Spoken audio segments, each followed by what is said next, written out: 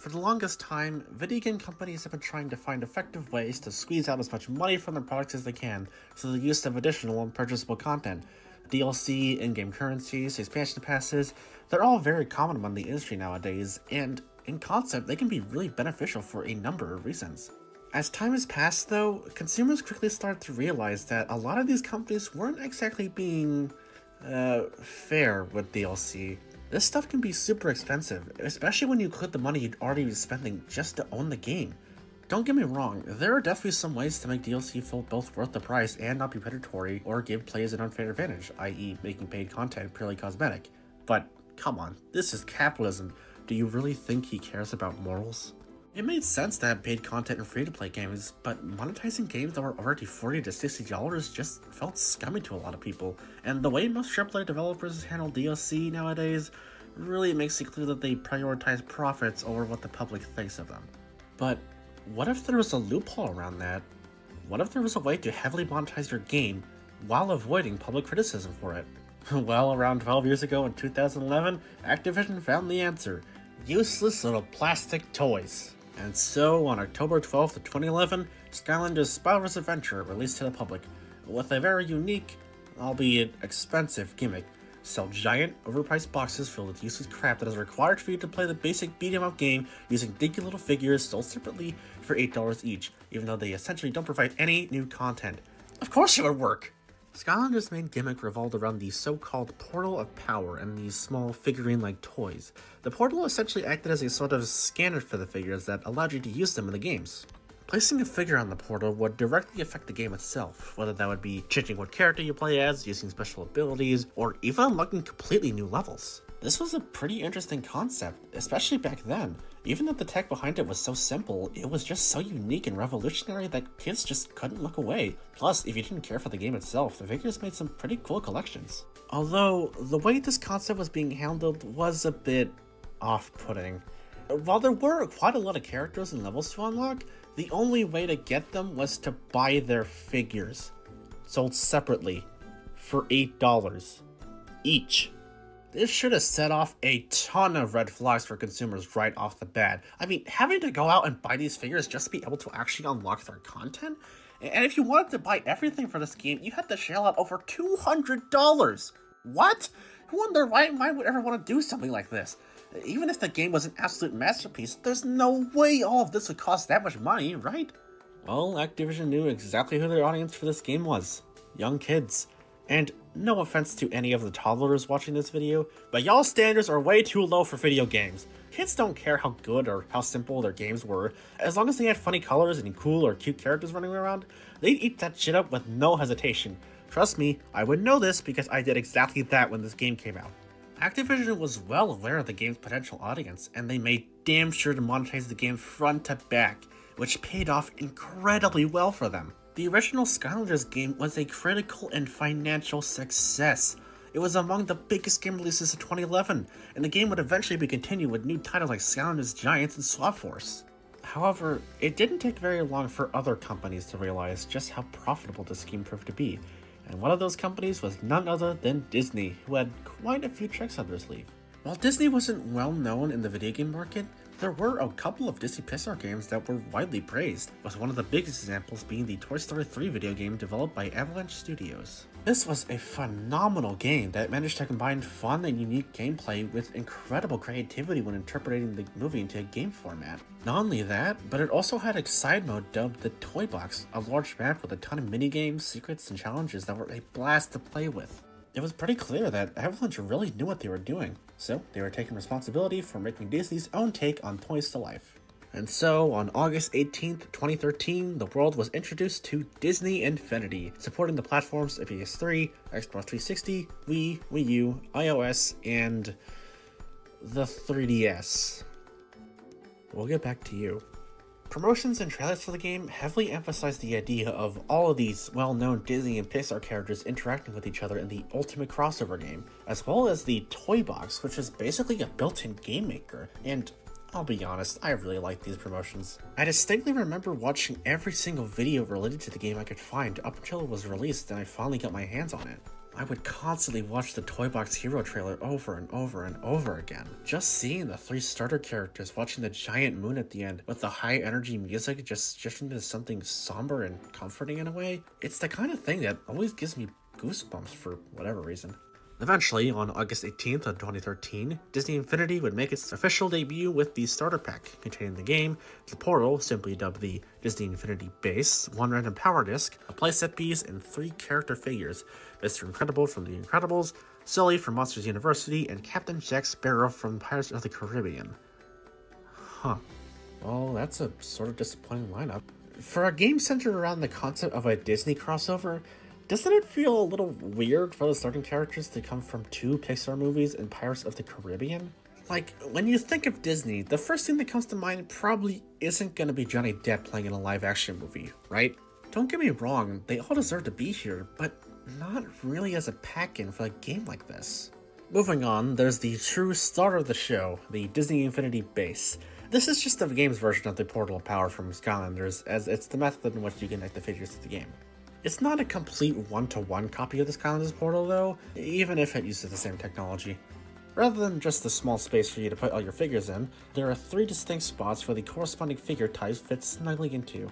The 2 circular spots are meant for the character figures, meaning that you can actually play co-op, which is quite nice. And then there's this weird-ass shape, which is actually the same as the logo, because I guess they just wanted to be quirky with it, I don't know. This is meant for the playset pieces, which are the keys that unlock entire campaigns for you to play. Right out of the box, you get 3 different campaigns, each of which correspond to one of the starting characters, so Disney Incredibles, Monsters University, and Pirates. And there's also 3 other playsets you can get, although they only contain 1 campaign each. Each campaign plays pretty differently from one another, with the Incredibles focusing on the game's combat, Pirates on exploration and platforming, and Monsters on puzzle solving as well as a bit of stealth. They all feel really unique from each other, and each one takes around 5 to 6 hours to beat, and you're getting 3 of them right out of the box, so that's a pretty damn good deal. However, there's one really big problem that you'll notice right out of the gate. You can't play as any characters in a given playset except for the ones that originate from that playset. You can only use the Incredibles characters on the Incredibles playset. You can't play as Sully in the Pirates playset, and so on.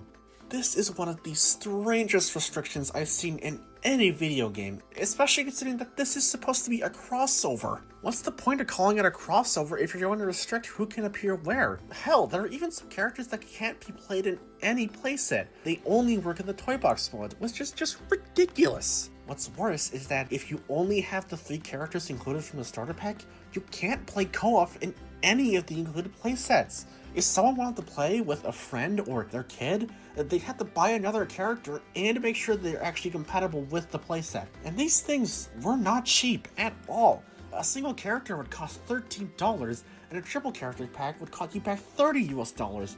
For comparison, a single Skylander at the time would cost $8, and you could get 3 of them for around $20 to $25. No wonder my collection of Disney Infinity figures is significantly smaller than my Skylanders one. Oh, jeez, we haven't even gotten to the game itself, and this is already looking to be a complete mess. What? There's not much else to talk about outside the game now, so I guess we better get to it.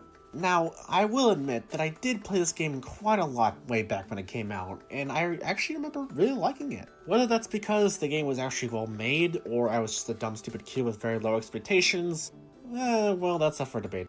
Nonetheless, the nostalgia goggles will be kept off for this review, and I'll try my best to keep my past experiences with the game from affecting my opinions of anything in it. Just one more thing before we get into it. I'm going to be playing on the PC version of the game, Disney Infinity Gold, and from what I've seen, there are actually a few minor differences between the PC version and console version of the game. For now though, the only big difference is the fact that I'll have all the characters unlocked. No need to spend hundreds of dollars to buy them all, thankfully. But with that being said, let's get to it.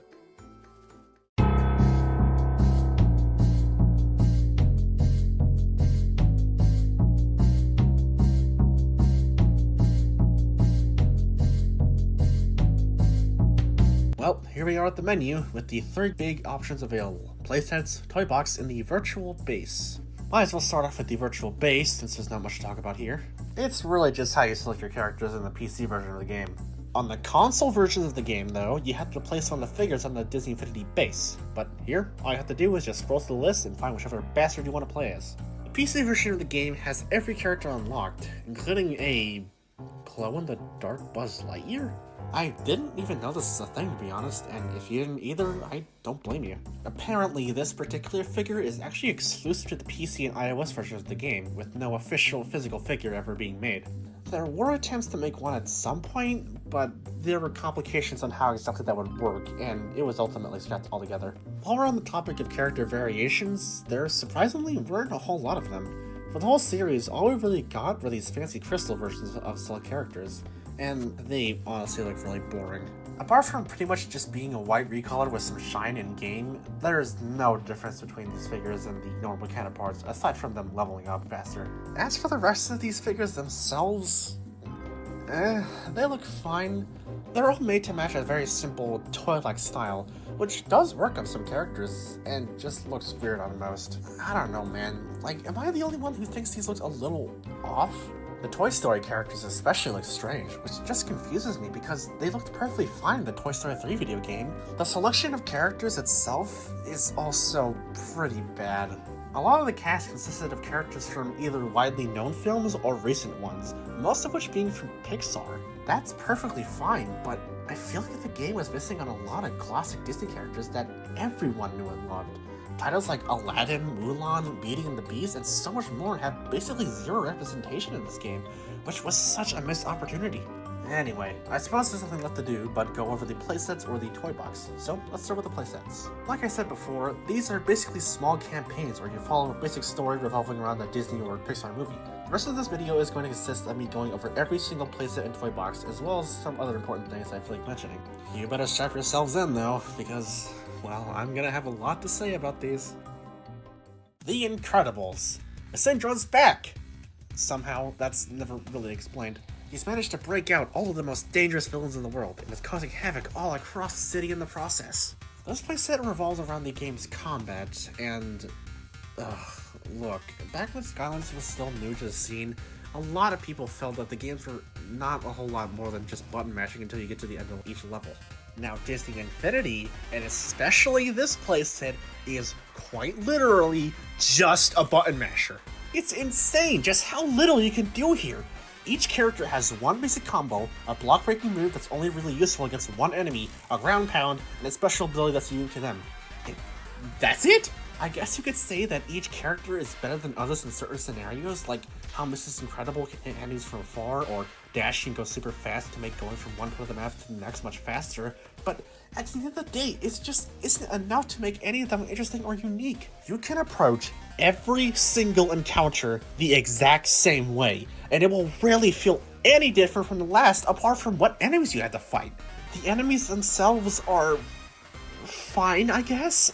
There's the basic Omnidroid that just tries to hit you from up close, as well as an upgraded version that just blocks your basic attacks. There's a flamethrower Omnidroid that I actually really like, as it forces you to wait for the right time to strike, but these rocket launching ones are just a pain in the ass. They always show up when you're trying to get out of a building, and they almost never miss.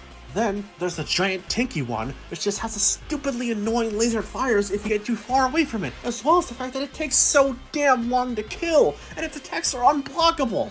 And that's it. Those are all of the enemies you're going to be fighting for the entirety of the game. Wow, how much variety there is. I get that this game was made for a younger audience who doesn't really care that they have to press one button to win, but by making the combat this bare bones and samey, the playset really doesn't have much replayability. And once you finish the main questline, there really isn't anything all that interesting to do here, aside from just exploring the map, which is a lot smaller than it seems at a glance. Although, I will say that exploring the map can actually be kind of fun.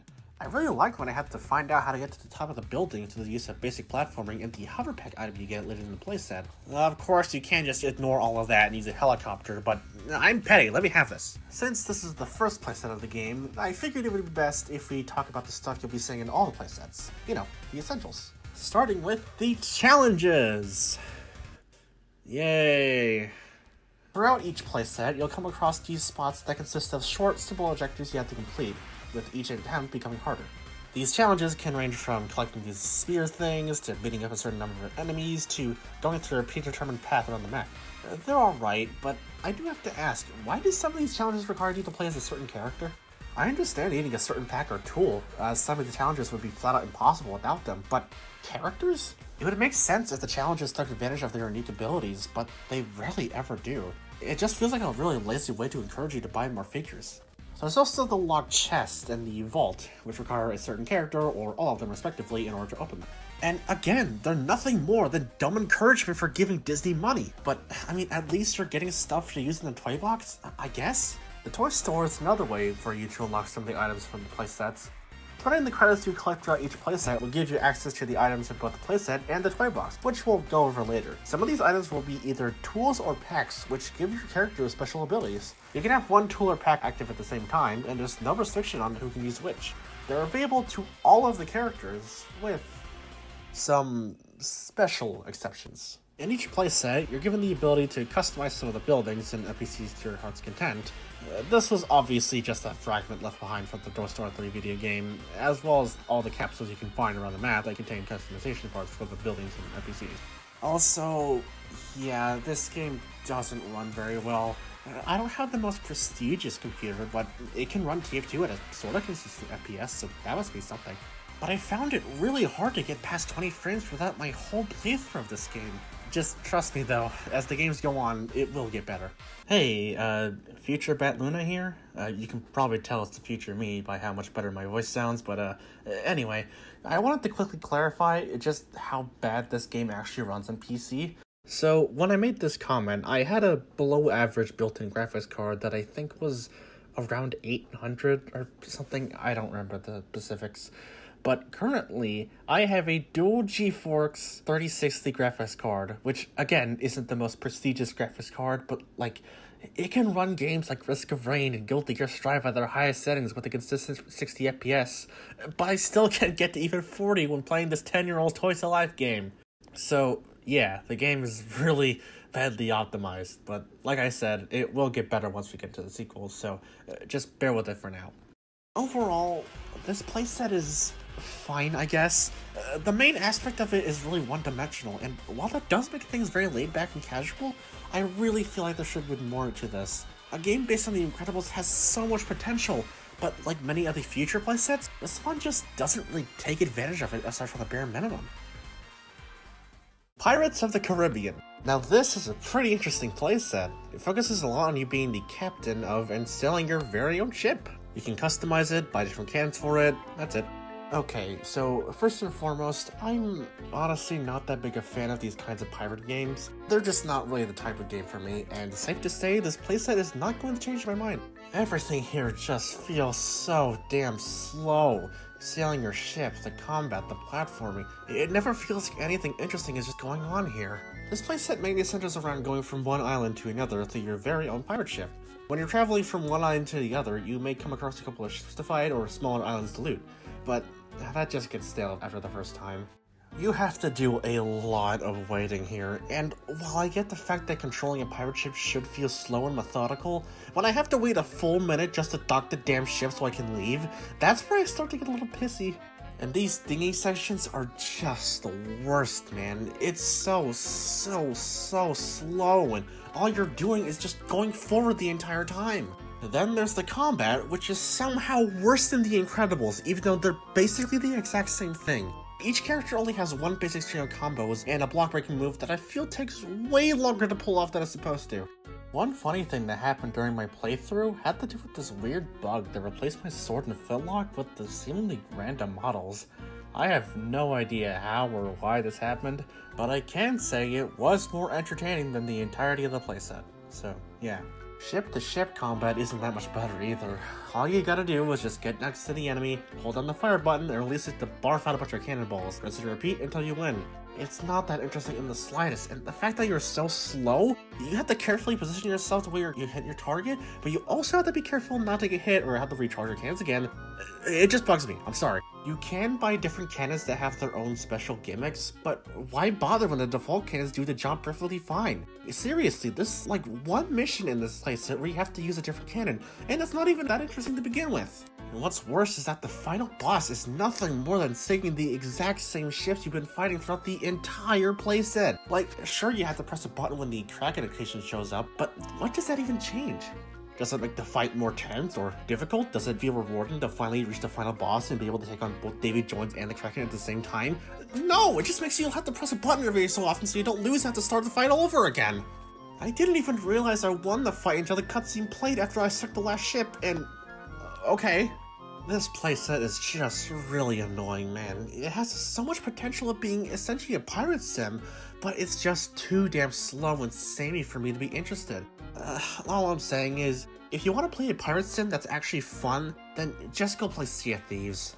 Also, this is an issue with almost every playset, but why is the text and the dialogue almost always completely different from what the character actually says? And it's not just the voice actor leaving out or adding new words either. There's no way the in-game dialogue is anywhere close to what the VAs were actually told to do. The boats will get us to the other side of the island, no doubt. Right, as soon as we get them out of that there gate. Suppose there do be doubt then. Again, this isn't specific to this playset, but I couldn't find anywhere else to put this paragraph in the script, so, I mean, what can you do? Monsters Incorporated, one of my favorite Pixar movies of all time. A game set in a world like this has so much potential. Maybe there'll be some kind of gimmick of going through doors to travel between different worlds, or using steam canisters to power up certain mechanisms, or even... Huh? Oh. Huh. Okay, so I've apparently been misinformed. This playset is not based on Monsters Incorporated, but rather its prequel, Monsters University, the 2013 film that was released 2 months before Disney Infinity. Awesome. Okay, I kid, but man, talk about blatant advertising. The chosen character cast for this game in general already screamed I exist solely to promote Disney's newest films, but this is definitely one of the more obvious cases, like they weren't even trying to hide it. Regardless, it's Spirit Week, where Monsters University goes up against arch rival Fear Tech to see which has the bigger spirit. And what better way to do that than committing blatant vandalism? Where the hell are any of the school staff members? Why are they just allowing this crap to happen? Why am I able to sit a suit and fly into a brick wall with a concealed trap? What is happening? Okay, so for each test you complete, you'll gain a certain amount of points, but so will Fear Tech. I guess they're out committing property damage themselves or something. As far as I know, the amount of points you get doesn't actually mean anything. Regardless of how many points you get, MU will always manage to win once you finish the main quest line. And you know what? I think this is actually my favorite playset out of the 3 you start out with. The maps are pretty small, but it really feels like there's quite a lot to do in each one, and they all look really lively. I really like how the campus is an almost one-to-one replica of the one found in the actual movie. Like, that's so cool! You could even enter Fear Tech's campus, and I really like how visually distinct the two campuses are. MU uses a lot of bright colors and round shapes, while Fear Tech feels a lot more industrial, cramped, and hostile with the darker buildings and spikes all over the place. It really gives off the feeling that you're in a place that you should not be in. Fear Tech's campus is also where you're going to be doing these big stealth missions during the nighttime, so I guess now's a good time to talk about the stealth mechanics? It's pretty basic at the end of the day. Just hold down the button to sneak up behind a guard and they'll throw at them and they'll get stunned for a bit. But if you get caught, then you'll have to back off and wait for your target to lose sight of you to try again. I really like how the narrator jokes about how they have short-term memory. That's actually pretty funny. I mean, this system could definitely be worse. It's not the best stealth, but for what it's worth, it's inoffensive.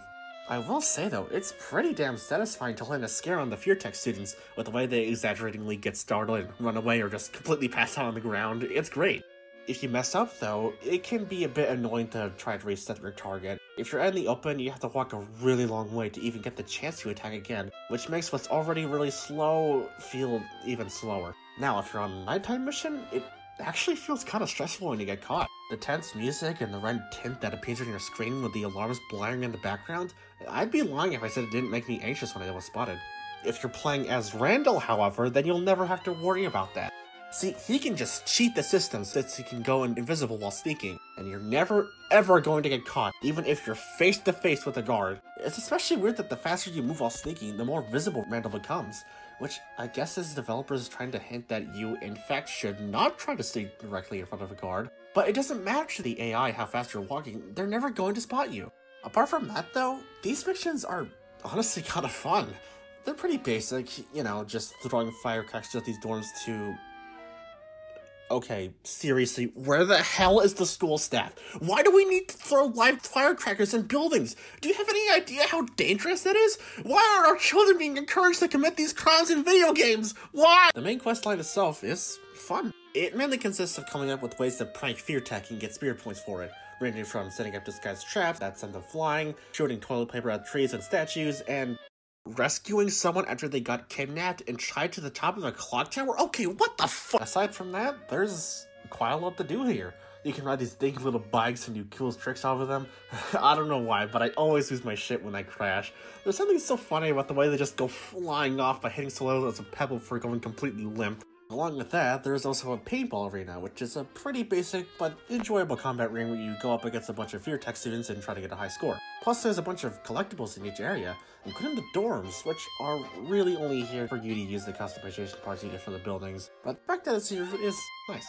Overall, this playset surprised me to say the least. It's not 10 out of 10 material, of course not, but compared to the other two playsets you started with, this is pretty damn good. There's just so much more stuff to do here, and the maps are fun to explore, and I don't know, the playset itself just feels a lot more colorful than the other two. And that was all 3 of the playsets you get with the starter pack.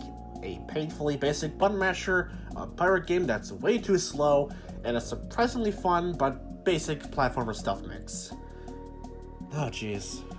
Yeah, safe to say, these playsets left a lot to be desired. None of them were terrible or anything, but they also weren't really all that interesting. Like, they just don't have any meat on their bones. It didn't feel like any of them could just be their own thing outside of Disney Infinity. But don't sulk just yet, because these weren't the only playsets that were released. There were 3 additional playsets that included 2 figures matching the playset you could buy for around $30.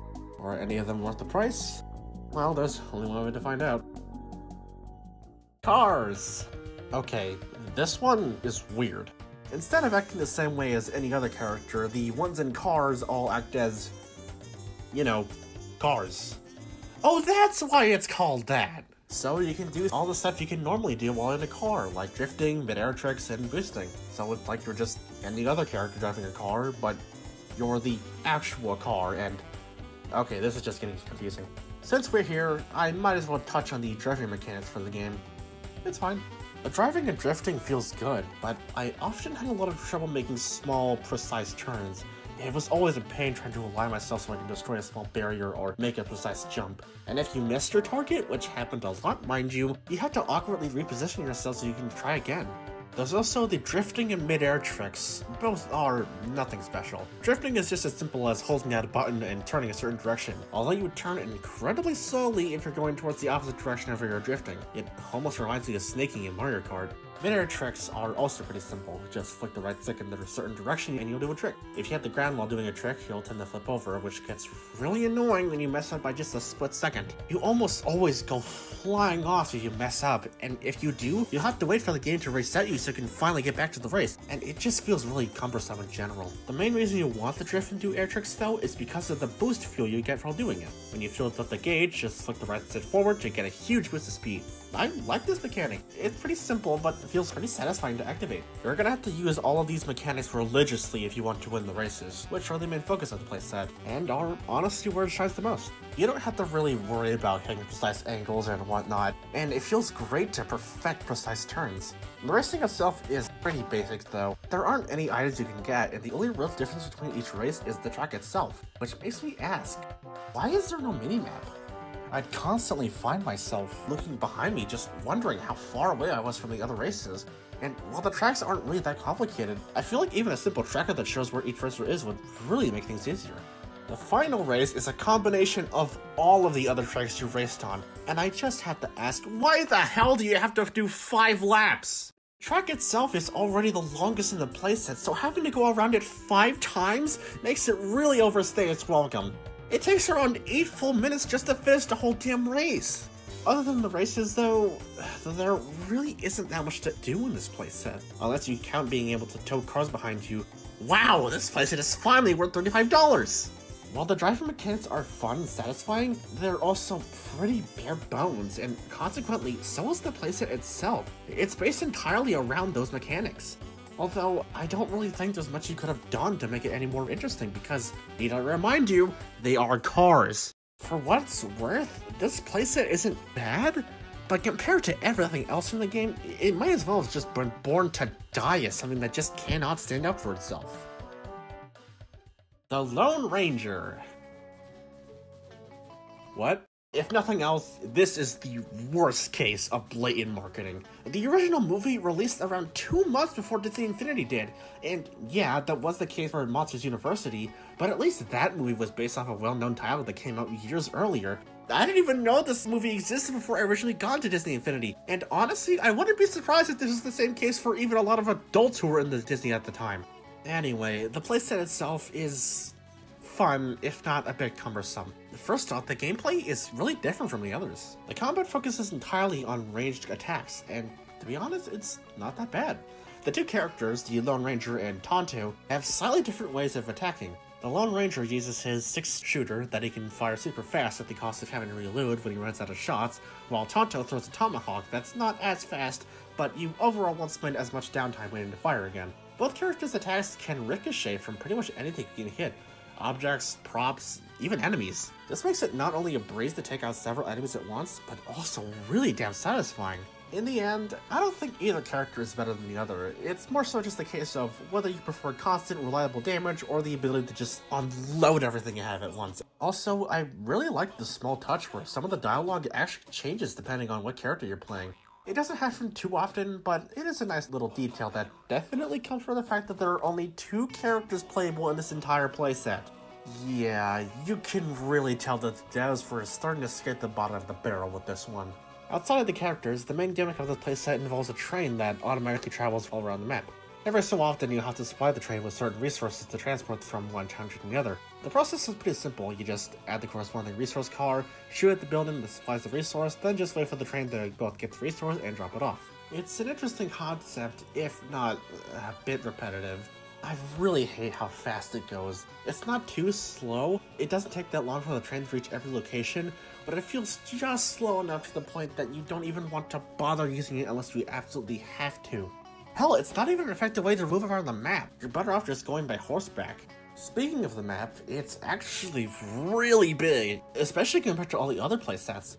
Granted, a good portion of the map has nothing interesting going on, and don't even think about going anywhere on foot. Also, there's a day and night mechanic for some reason. It's cool that it's here, but it's kind of weird how it's the only playset that does this. I'm guessing the only reason is because of the handful of missions that you can only do during nighttime, like finding the Thundering Stallion, or fighting the Thundering Stallion, or fighting the Thundering Stallion again. Yeah, the missions in this one aren't really that interesting, like, at all. A lot of them consist of doing pretty much the exact same thing, like transporting resources via the train, or just investigating an area. It's just not fun. The final mission is so bad. Like, okay, up until now, the final missions in the main storyline have been underwhelming at best and downright confusing at worst.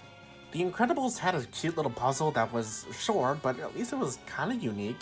Pirates just infuriated me, and I still have no idea what happened at the end of the Cars playset. Like, did Chick get caught sabotaging the race, or did he kidnap someone, or whatever. But none of those even come close to how horrible this mission felt. It consists entirely of using these clunky, overly sensitive cannons and Gatling guns. Aiming is such a pain in the ass since even the slightest flick of the stick makes your aim go flying, and there's no sort of lock-in or auto-aim in this game. Not even using a mouse makes it any better.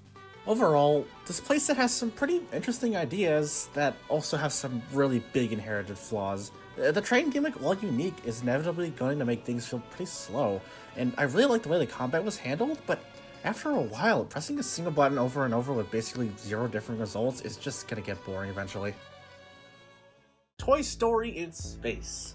Jeez, now this is a surreal experience. Disney Infinity already feels a lot like Toy Story 3 video game, but to play as the same characters with the same moveset? Man, it just feels weird.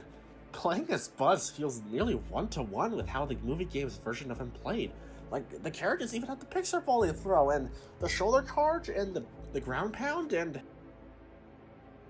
Wait, these three characters are the exact same. There's no gameplay difference between them. They all play exactly the same as each other. Oh my god. Okay, up until this point, I've ignored the fact that all the characters in their own respective playset act and play almost the exact same as one another. And you know what? I decided to give each playset the benefit of the doubt. I mean, the Incredibles and Pirates characters each have their own unique fighting animations, and the Incredibles each have their own special attack. The Monsters figures are pretty similar, but at least you could say that they kind of had their own thing. Like, Mike was smaller and probably hard to spot, and Randy can just fucking cheat for no reason. And the cars? Come on, man, they're fucking cars! What do you expect?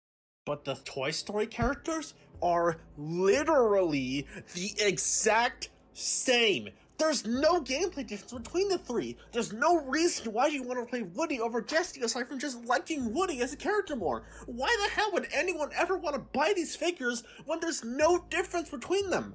Well, if you ask me, the answer is pretty simple.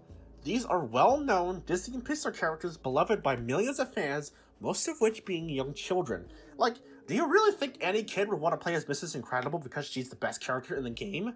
No, they want to play as her because she liked her as a character. Even then, there's no reason why a dumb, stupid kid would care about Woody plays the exact same as Buzz. And trust me, I would know this because I was in fact a dumb, stupid kid who didn't care that Woody plays the exact same as Buzz. I didn't want Woody because he was better than or worse than Buzz. I wanted him because I fucking liked Woody! Disney absolutely knew this, so they didn't really have to focus on making each character that unique from one another. It wasn't a case like Skylanders, where Activision had to make each figure look appealing and fun to play, as the majority of the cast consisted of completely original characters. This is also likely the reason why the initial figures were so cheap, especially compared to Disney Infinity figures. Whether or not a Skylander figure sold well was almost entirely reliant on how appealing that Skylander was to the core audience, aka kids. All I'm saying is, there's a reason why a lot of the uglier Skylanders tended to be a lot less popular than the ones that were cool or cute. Anyway, as for the actual playset, damn dude, this has a lot more content to play with than any of the other ones. It really shows just how much more time the devs had to work on this playset since it was released on Wave 2. The premise revolves around the toys helping the locals on an alien planet, from saving injured or sick aliens to stopping a fucking volcano from destroying the entire place. Everything here feels so, I don't know, childish?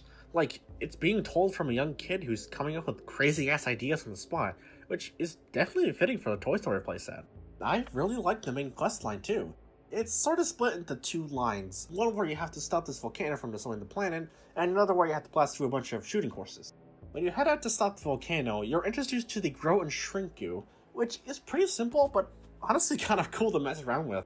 Green goo makes anything that touches it grow, and if you grow yourself, then you'll be able to pick up objects easier and faster. Pink goo does the exact opposite, as it shrinks things. This isn't used as much aside from being able to pick up objects easier, much like the green goo, but the pink goo is a lot more common. The mechanics are pretty simple, and so are the puzzles you have to solve in order to reach the volcano, although I find it a bit strange how this is pretty much the only time you have to use the goo for any of the missions. Again, the puzzles are really basic, and it only takes like, what, 5 minutes to reach the volcano? It really feels like the devs wanted to go further with the goo, but didn't have the time to do so. But from what we have, it's pretty fun. There's also the Combat Simulation Center, which consists of a handful of courses where you shoot a bunch of Zerg bots with the Star Command Blaster, and okay, can I just say how weird it is that a large portion of this playset consists of shooting at enemies when the playset built on that entire gimmick, the Lone Ranger, doesn't have anything like that? Regardless, these courses are kind of boring. There's a good portion of enemies that each attack differently, but at the end of the day, all you have to do is just shoot at them to win. There is this goo bot that I actually really like. It shoots string goo at you while buffing other Zerg with growing goo. And if you position yourself right, you can actually make it hit you with the green goo and debuff its friends with the pink goo. It really makes me wish you were able to use the grow and shrink guns in these courses, but no, all you can use is the basic blaster and a ball. I can understand why it wouldn't be good to let players use the packs that give them more mobility, but what's the problem with letting them have more weapons? Overall, this is definitely my least favorite part of the playset. It's alright, but not all that interesting after the first time. Also, that weird glitch that happened in the Pirates playset occurred here as well, although to a much, larger degree. As for the map itself, there is a lot to explore here. A lot of the hidden caves and floating platforms give you quite a lot of secrets to find, and that wouldn't be possible without my two favorite packs in the game, Buzz's Jetpack and the Boost Pack. I absolutely adore using Buzz's Jetpack. It's pretty simple in practice, it just propels you forward really fast and you can steer it left and right. But the way the map was built around it makes it really awesome. There's a huge open part of the map that you can use to get the hang of the pack's controls, as well as a couple of enclosed tunnels with tight turns.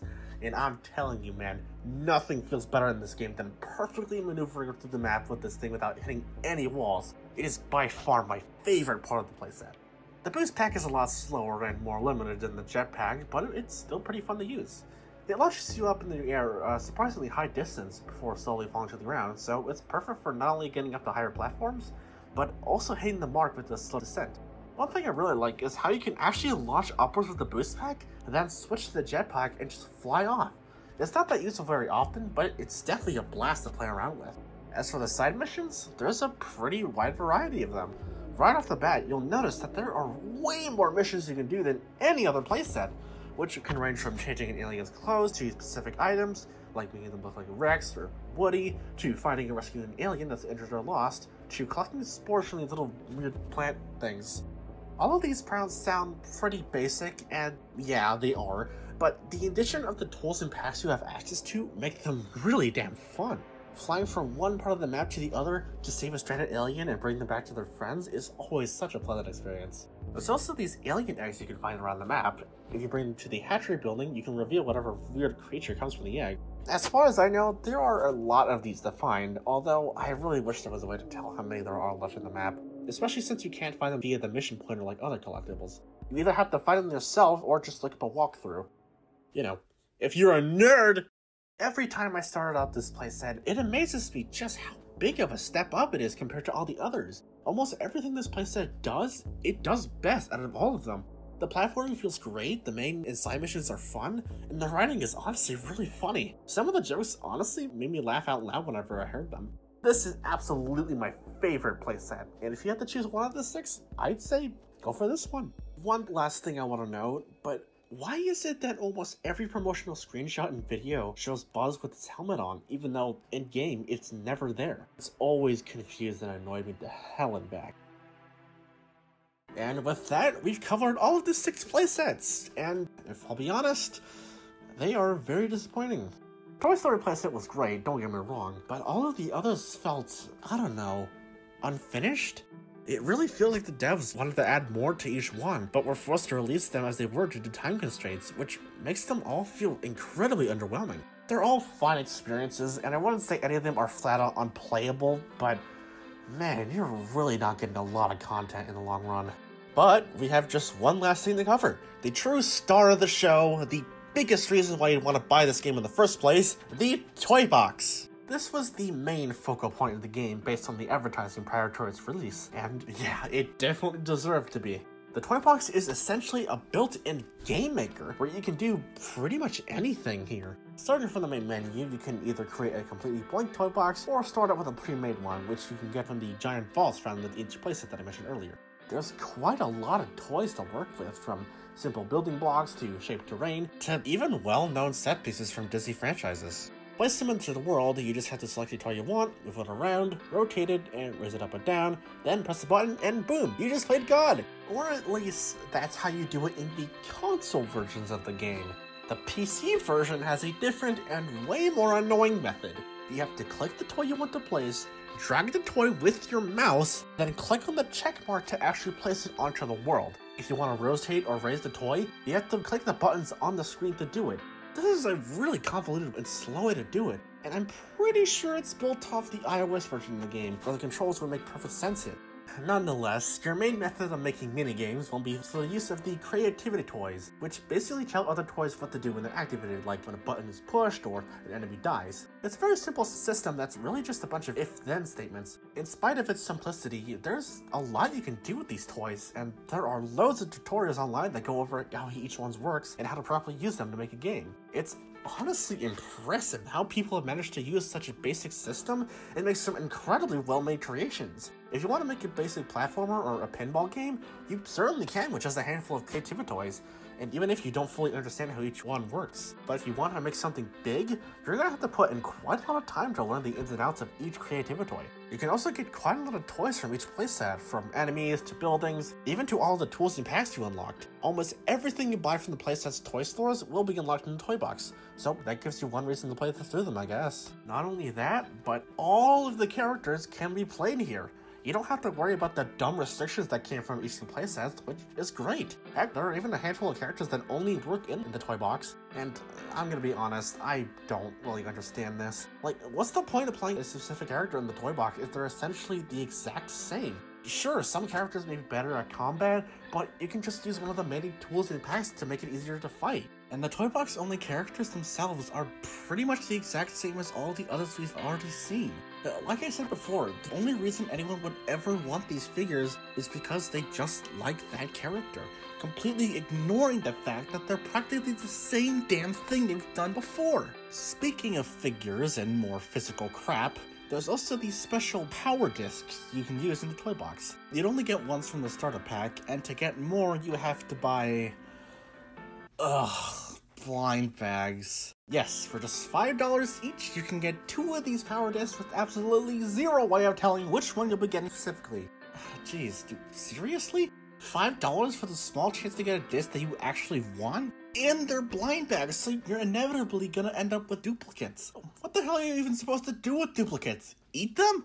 At least with the character figures, you can prop them up on a disc or a bookshelf rather than sit all pretty. These discs just look boring, like they make anything near them significantly less interesting. Diamond-shaped ones are placed on the same spot as the playsets, and they can provide a wide variety of stuff to mess around with, from new tools and packs to vehicles to even changing the terrain in the sky of the toy box. The tools, packs, and vehicles ones are honestly kind of boring. It's cool that they're all here, but the tools and packs are practically exact duplicates of some of the others you can get from the playsets. Hell, some of them are even copies of ones you can get from the 3 starter playsets, so what's the point of them even being here? The vehicle discs are alright.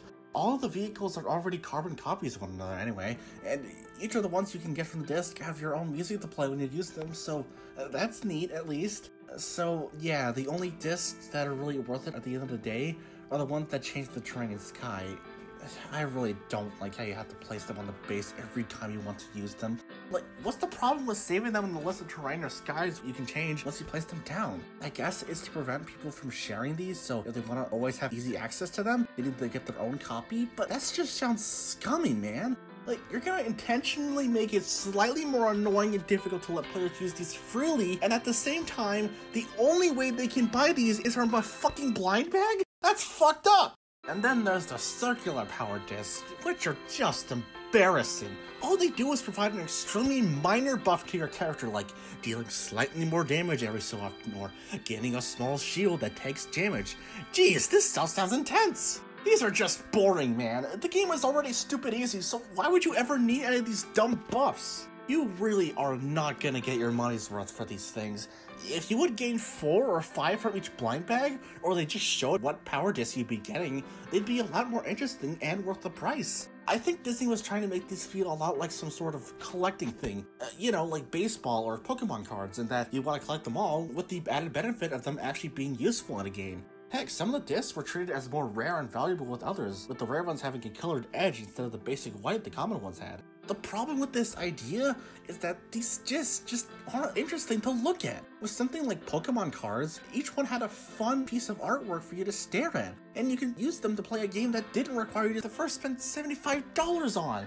Not to mention that the rare discs weren't any more interesting than the common ones. They acted the exact same as the others. So yeah, these things were a pretty big scam. It's nice that you have access to all of them, besides the circular ones in the PC version of the game, because there is no way I'd ever want to spend any money just to get these stinky little plastic pieces of shit. But moving on, there's the Toy Box Roulette, where you can unlock a handful of items at the cost of tickets. You can get these tickets from leveling up your characters with these blue sparks, and that's the only thing you get from leveling up your characters. If nothing else, I remember this piece of shit roulette way back to where I first got the game. I explicitly remember constantly trying to get this one vehicle, but I just never got it until at least 50 tries. There's not even a unique gimmick to roulette. You're not given the option to choose a handful of toys or anything. It's literally just relying on chance to get a certain toy you want, and that's just stupid. It never felt satisfying to get something, regardless of whether or not you actually wanted it, especially considering that most of the toys you could have gotten here were just really boring. And leveling up a character to get these tickets was not fast at all. It may have been easy to get one up the first few levels, but once you reach like level 5, it just give up. I played this game for hours on end, and I still never managed to get even my most played figure to max level 20. The feeling of finally getting a character to level up to get a ticket, only to use it on the roulette and get a single enemy or something you're never going to use, it sucked. Thankfully, this was removed outright in the Gold Edition, which inadvertently makes leveling up completely pointless, unless you just really wanted to flex how much you played Phineas. In a similar vein to the toy box, there's also the Adventures. These are basically just small pre-made mini-games with a simple goal, like surviving for as long as possible, or gathering a certain number of collectibles. Interestingly enough, each character in the game has their very own unique challenge that unlocks when you place that character on the base. Although, for some reason, I can only unlock a handful of these. I'm not sure if it's just a quirk in the PC port or I'm somehow not doing it right, but oh well. There are also the Mastery Adventures, which are really just tutorials on how the game works, from combat to the physics to creativity toys. I mean, they're definitely tutorials. I don't really know what else to say about these. They do a decent job at teaching how the game works, and that's about it. And finally, we have the Hall of Heroes, which is a cute little area where you can keep track of your progress on each character with the respective statues. There's not much else to talk about here, but I do like to just walk around and look at the statues. I really like how each one becomes more shiny with the new material the higher level your character is. The crystal variants have their own spots as well. Even glow-in-the-dark Buzz has a unique statue. Look at him, all smug. He has his very own area all to him. Greedy bastard. And with that, we've covered just about everything the game has to offer. At least for the console and PC versions of the game. Yes, we still need to go over the side games. The games that were released alongside Disney Infinity, but weren't really the main attraction. There's not as much to talk about here, so I'll make it relatively quick. But for now, we're gonna go over the iOS and 3DS versions of the game. Starting with iOS, there's actually two different apps, Disney Infinity Action and Disney Infinity Toy Box. Disney Infinity Action is... I have no idea what I'm looking at. This is just the basic AR game where you can have some of the characters interact with objects through your phone's camera. And then it died. Moving on. Disney Infinity Toy Box has a lot more going for it, as it's pretty much the entirety of the main game's Toy Box mode. It is just the toy box, so you can't use any of the playsets, but it was genuinely almost a perfect one-to-one copy of the toy box from the console versions. You can run around, place toys, fight enemies. It was crafted the full package all on your phone, no base required. Not only that, but you could actually transfer toy boxes you made from your console version of the game to your iOS, and vice versa, which made it perfect if you wanted to work on a toy box on a car ride and such. This version of the game was, and still is, insanely impressive. It managed to cram the entirety of the toy box mode into something as limited as your phone or iPad, and while it didn't support playsets, making it not a complete replacement of the console versions, what it did have really goes to show just how much money and effort Disney was putting into the series. Last but not least, there's... Alright. Disney Infinity Toy Box Challenge for the fucking 3DS. Incredible. Okay, jokes aside, there is actually quite a bit to talk about here. For one, this is basically its own unique game. It's not a direct port of any of the game like how the iOS version was. Instead, it's a party game? What? The starter pack comes with this gimped base with only one circular and diamond spot, and each place a figure unlocking a new board for you to play on, and you assemble a team of 3 characters, where each character specializes in a certain type of minigame. Huh. My god, this is just a nasty piece of a game that tries way too hard to be the next big Mario Party. I guess there's the fact that each character is better at some minigames than others, so there's at least a hint of strategy behind choosing your team. But at the end of the day, man, it's just a bland-ass party game where you have to buy all these damn pieces of plastic just to easily experience the whole damn package. It's really obvious that this game exists just to compete against the 3DS Skylanders games that were actually pretty successful. But one big thing it fails at, besides, you know, the fact that the Skylanders games were actually fucking good, is how the starter pack for the Toy Box Challenge contained the exact same characters and playset piece as the console versions. The 3DS Skylanders games, in comparison, all had at least one figure that wasn't included in any of the mainline games starter pack, so even if you already had the console version of Spyro's Adventure, you'd at least be getting a couple more unique figures that you could use for both the 3DS and the console games. Meanwhile, if you bought the 3DS and the console version for Disney Infinity, you're gonna end up with two Mr. Incredible, Sully, and Jack Sparrow figures, and sure, I guess that means you can finally play the game co-op without having to buy more figures, but is anyone really gonna want to go through that pain? All in all, the side games for Disney Infinity were just a mess. Toy Box for iOS was a really impressive showcase that was just the entire mode crammed through a couple of gigabytes, and it was really cool. But Action and Toy Box Challenge just weren't that interesting to play or even talk about. And that is basically everything noteworthy to talk about for Disney Infinity. And to be honest, I really wish there was more.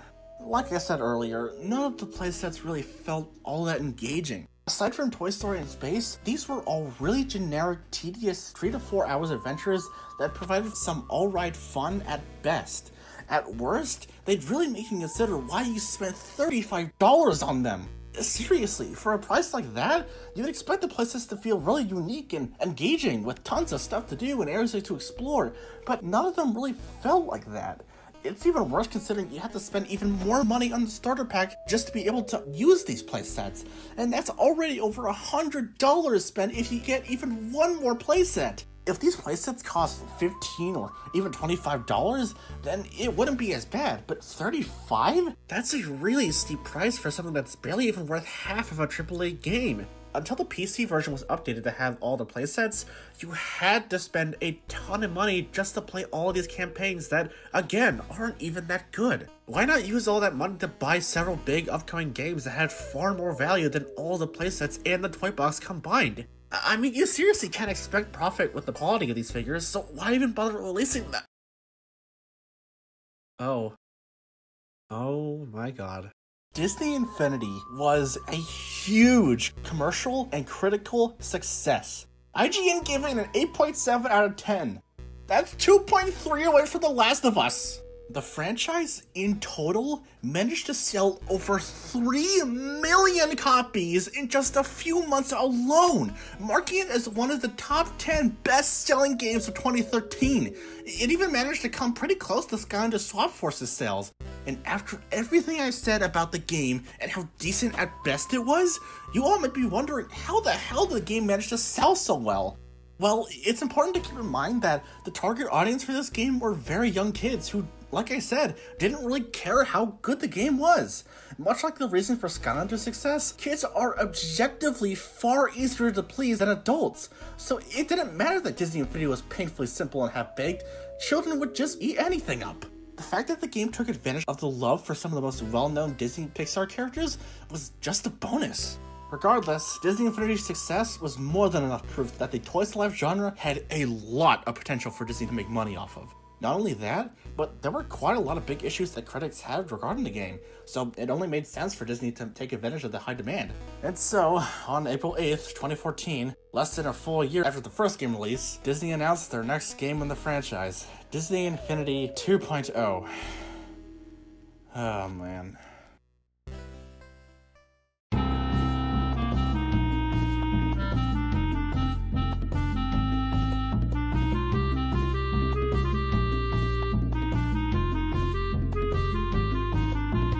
Disney Infinity 2.0 was announced while centering around the new big kid on the block, the Marvel Universe, featuring well-known titles like the Avengers and Spiderman and very little else.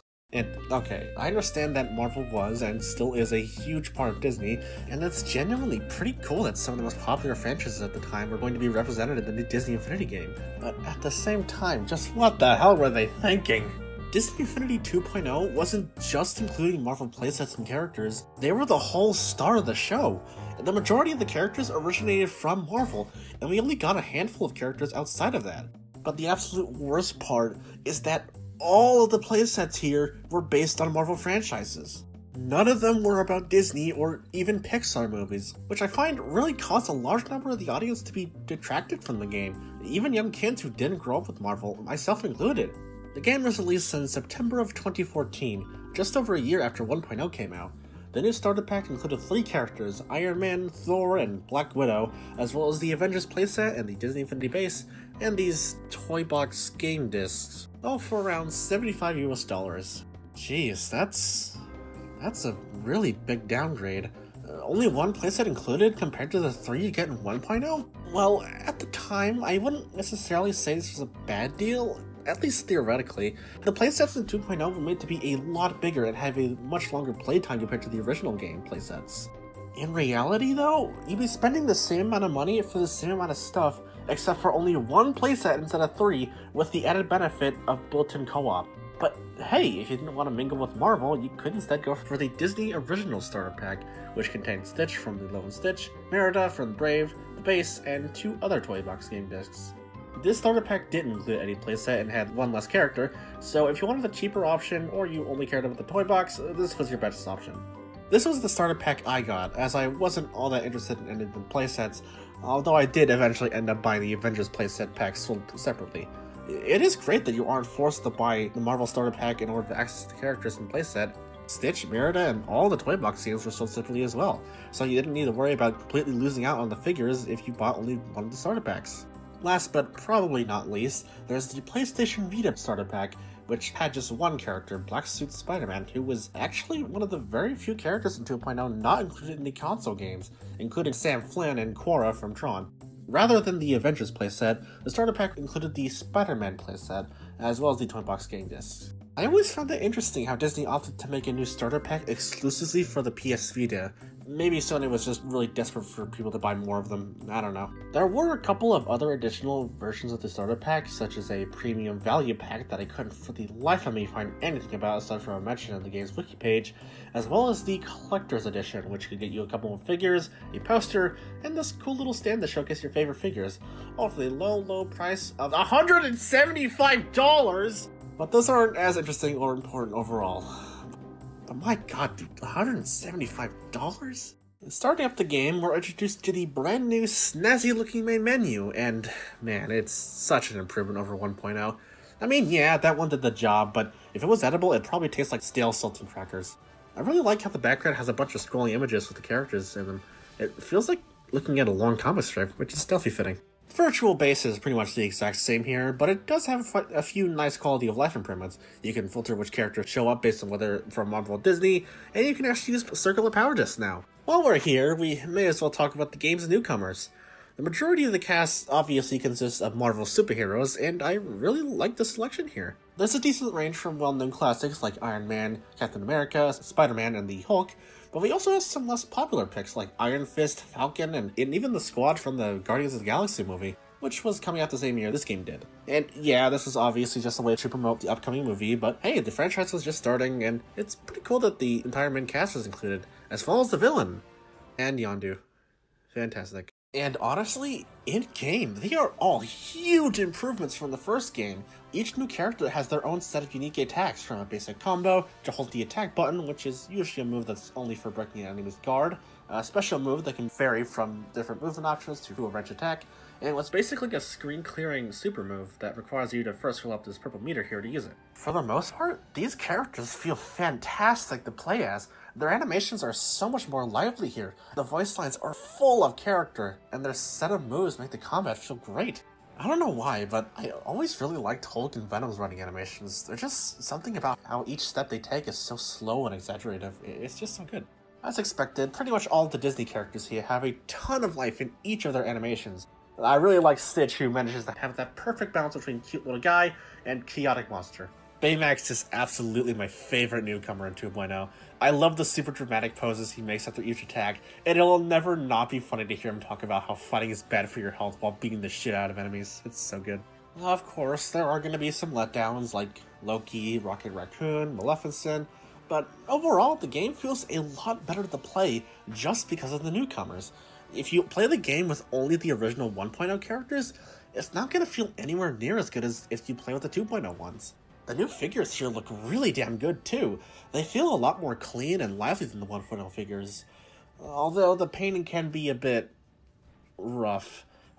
I swear, I have never seen a Hulkster with even a decent looking face. The combat itself is pretty much the same as it was in 1.0's. It's really just a button mashing game and not much else. But honestly, the 2.0 characters feel so damn better to control. I don't have nearly as big as an issue about it as I did in 1.0. In that game, the fighting animations were really generic, and the only enemies that really felt good to take out were the Omnidroids. But here, it's a lot more interesting just to see how each character fights in their own way, and how the enemies react to it.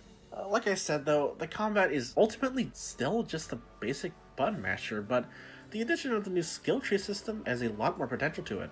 Leveling up in 1.0 was almost completely pointless, and if you were playing the PC port, it was actually completely pointless. Your figure wouldn't do more damage or gain access to new abilities. Their level was really only there to track how long you played that game as that character. 2.0 addresses this and introduces the skill tree, a giant web of sorts where you can spend points gained by leveling up to upgrade your character. These can range from simply dealing more damage, to having more health, to getting completely new abilities like having another attack in your basic combo or block breaking move. This already makes each character in 2.0 massively more unique compared to each other, which was a huge issue I had with the characters in 1.0. None of them really felt all that different compared to one another, and the differences that were there barely affected the gameplay. But here, each character has their own set of upgrades you can get that really make them feel like their own thing. One thing I really appreciate is the fact that all of the characters from 1.0 have their own skill trees as well, which is awesome. They obviously aren't nearly as in-depth as the 2.0 characters. I mean, half of the upgrades are just damage or health increases, but it does help to make each one feel way more unique, even if it isn't by much. And hey, all the 1.0 characters are fully playable here, as well as the power disc and most of the packs of tools. Although, there is one issue. One that is by far the biggest issue I and a lot of critics had with the game. None of the playsets from 1.0 work in this game. At all. You can't play any of the campaigns from the first game, which is so dumb!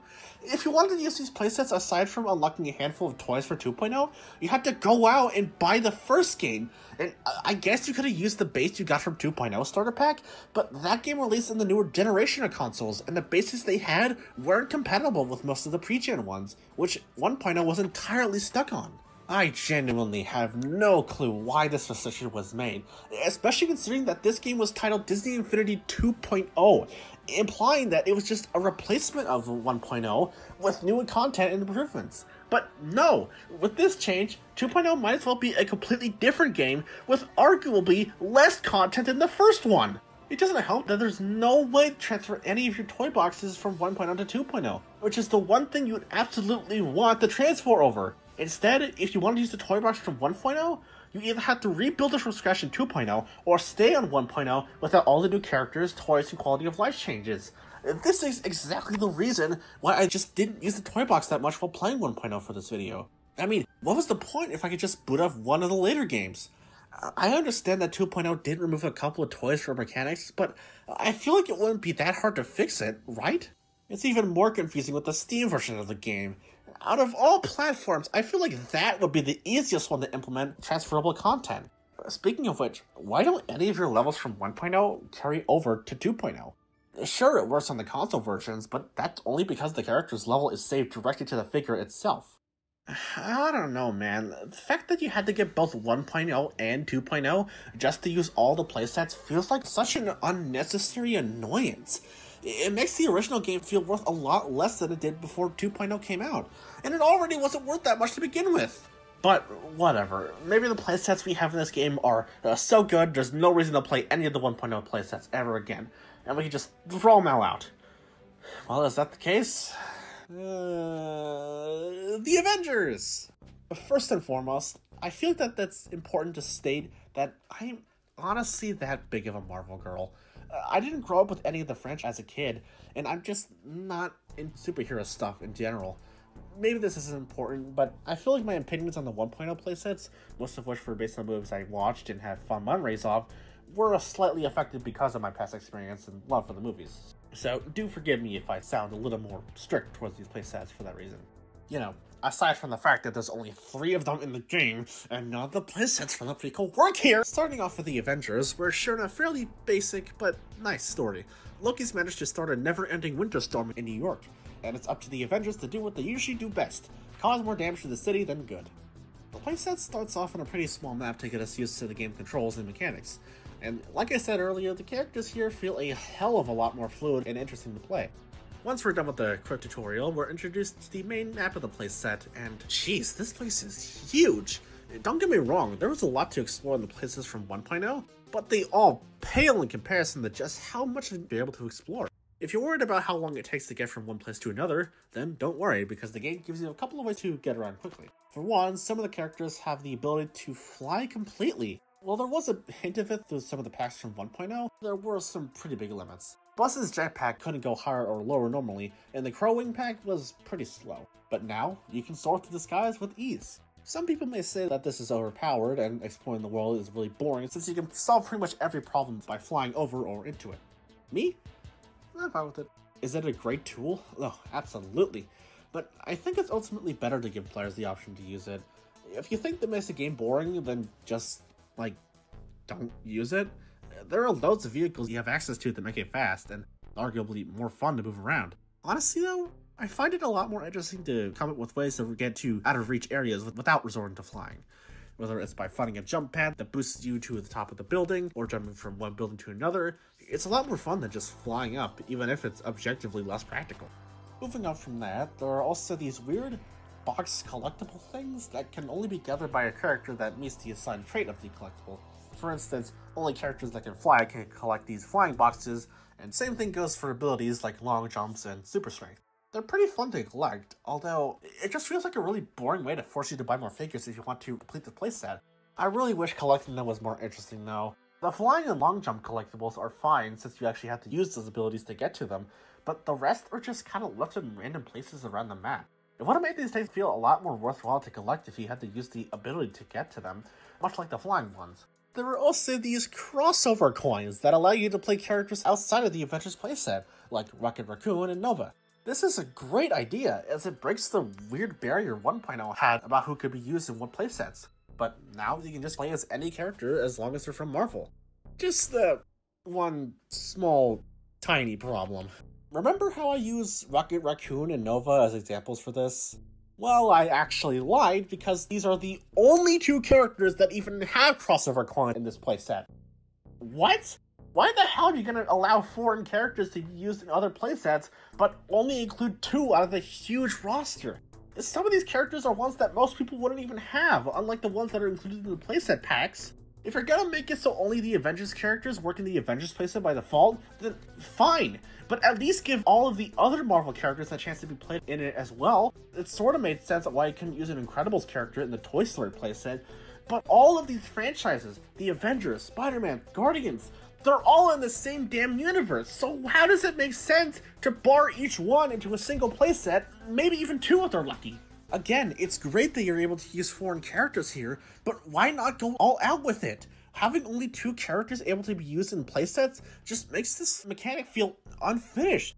Moving on for what to expect out of the playset's missions, they're fine.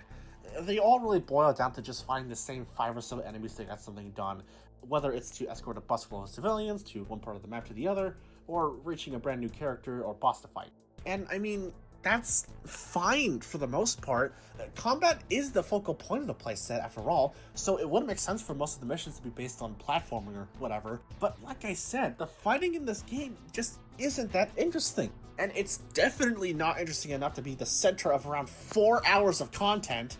I really wish this playset experimented even a bit more with its missions, because what we have here is very little more than fight these guys, go here, fight more guys, and fight these guys to protect this other guy.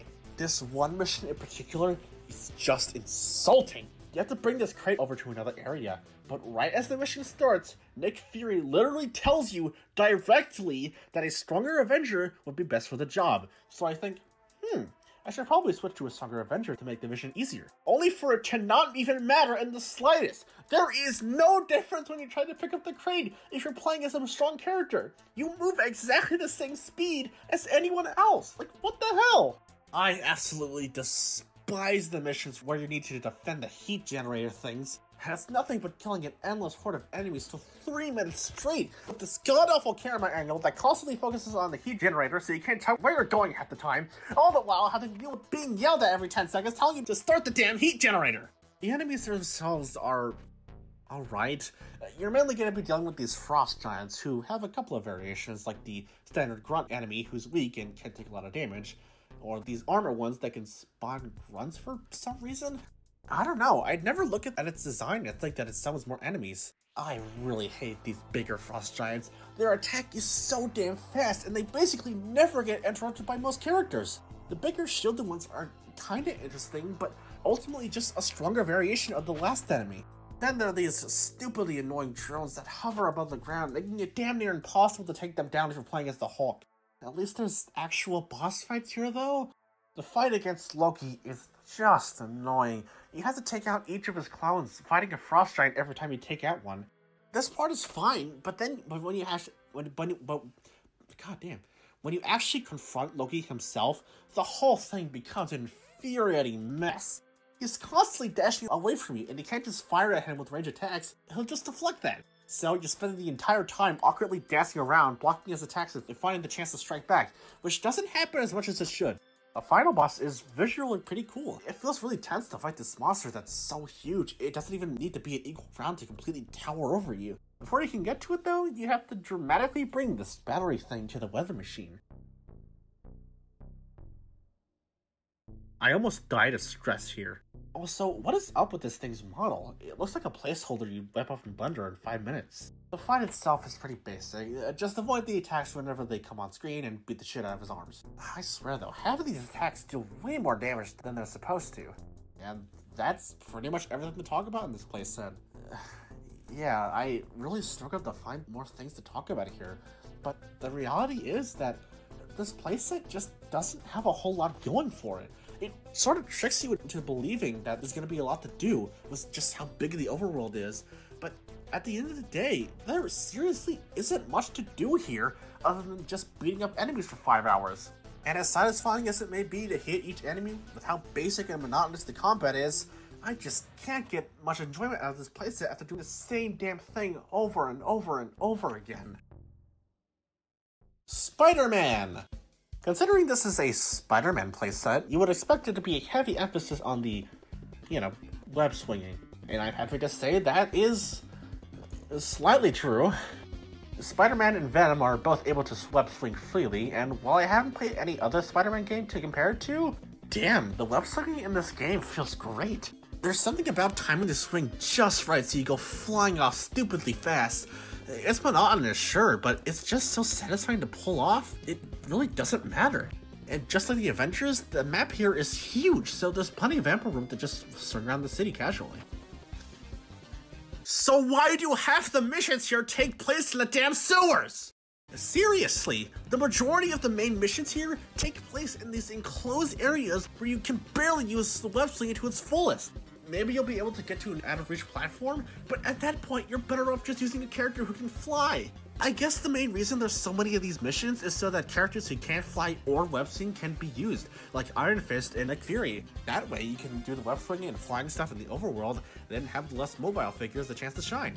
Or they could have just allowed every Marvel character to work in all the playsets, I don't know. My main problem isn't the fact that these are here, they're fine in themselves.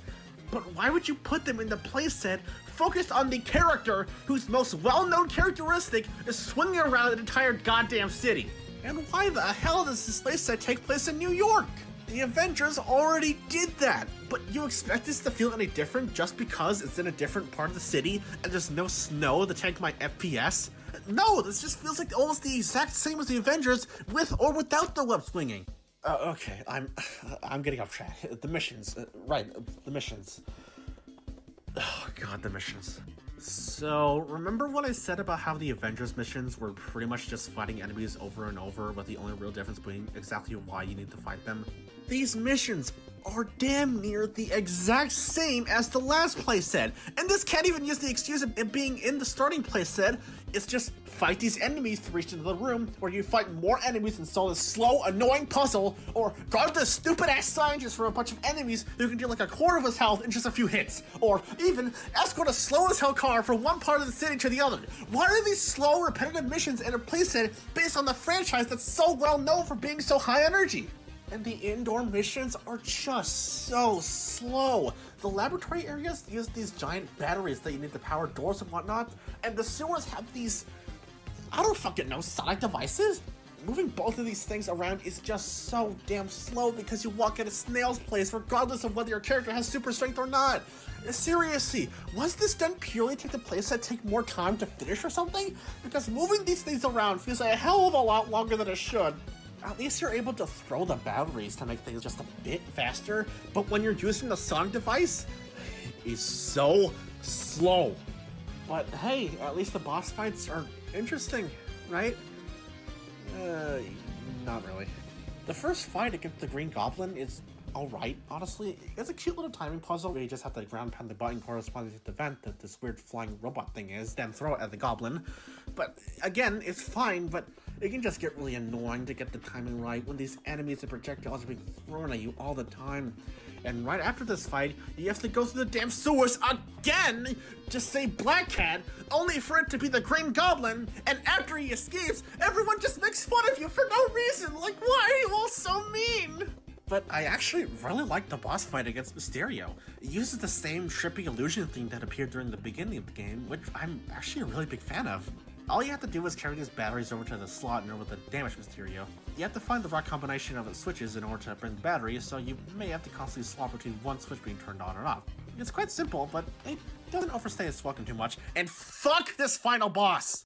No, I don't understand why they decided to make the final fight an on-rail shooter with the worst controls I've ever seen, but this is the universe we live in. Yeah, I don't like this one.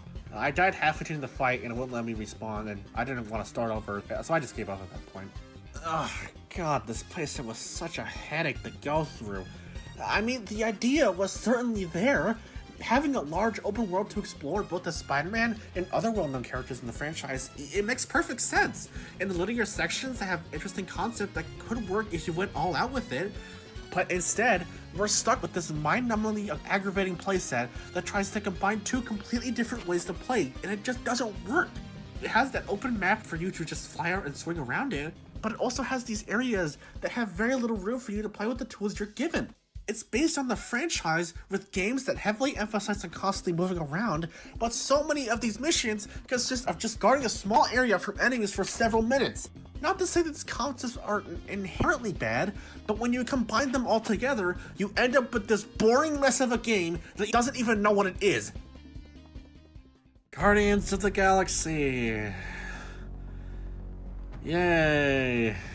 At this point, I was just getting so exhausted at this game. Playing too decent at best and just flat out mindless at worst playsets from start to end really gets to you. So do bear with me for this section. Much like the Run Ranger and Monsters U playsets, the Guardians of the Galaxy playset is very obviously just a way to promote the upcoming movie at the time. I don't think it's as big a deal as before, since, let's be honest, there wasn't really a whole lot for Disney to work with at this point. Plus, the movie has a completely different style and setting compared to the other two playsets, which was definitely needed. If all three of these places were set in New York, I don't think I'd be able to find the strength to go on. The whole map is also a lot more closed in and less open than the other playsets, which I kinda like. It makes it more possible to explore the entire area to find collectibles, and it doesn't take an eternity to get from one end of the map to the other, especially considering that none of the starting characters can actually fly. This playset focuses on platforming quite a bit too. It is pretty basic, but it's a nice breath of fresh air compared to the other playsets that center entirely on the combat. These climbing areas confuse me though. As far as I know, there's only one character in the playset who can climb, and while it does make it easier in faster duration area, it overall doesn't really feel all that useful. Then there are the missions, which are pretty much what we've been doing for the past two playsets. Great. Although, I don't think this case is as bad, as you're constantly moving around from one part of the map to the other, which makes almost every mission feel a lot more unique. You really need to adapt to each arena on how you handle it. Some might have a lot of space to move around, while others are really compact, giving you very little room to make mistakes. The other playsets did have something like this, but it didn't really feel like it mattered where you were most of the time, and if it did, it wasn't really all that memorable. I really don't like these turret sections though. It seems like they want each playset in this game to have one really annoying gimmick. The controls here are just awful, and the spread is way bigger than it should be. I mean, just look at this clip. I fired at the spawn for over a full second, and it still isn't enough to destroy it because of just how inaccurate this thing is. Thankfully though, you won't need to do this very often, and it is leagues better than the turrets from the Lone Ranger playset, I'll give it that much. But then there are these escort missions that last way too damn long. Seriously, you might as well have to bring the escort across the entire damn map. It feels like the enemies just too much damage to it too. Even on the easiest difficulty, I still struggle to stop it from being destroyed. While this definitely isn't the worst escorting mission in the game, it's still just not fun at all. While we're here, we may as well go for the enemies, and you know what? I think they're alright. Some of them can be pretty annoying to catch if you don't have a ranged attack, and the stupid laser attack from the giant enemy is just ridiculous. But for what we got, they're fine. Although, I really wish they were differentiated better. The basic melee grunts and the ranged flying ones look way too similar from a glance. Near the end of the game, you're introduced to these charging gun things, which are used in some neat little puzzles. They're used for powering up these symbols, and you need to hit the right one to activate the next door. I like how they're still useful even at the end of the puzzles too. You can use them to power up these stations that previously required you to throw batteries at them, but they're also really efficient at taking out weaker enemies. The final, and actually only boss in this playset, also involved the charging guns. Can't hit Ronan directly, so you have to send these electrical discharges into the rotating spears, which apparently overflows the ship, or something. Look, at this point I couldn't care less about the story. Interestingly enough, there's actually quite a lot of post-game content here. Alongside all the collectibles, there are a ton of side missions that you can go through. Spiderman playset did have some, but I was too pissed off to note that, so there you go.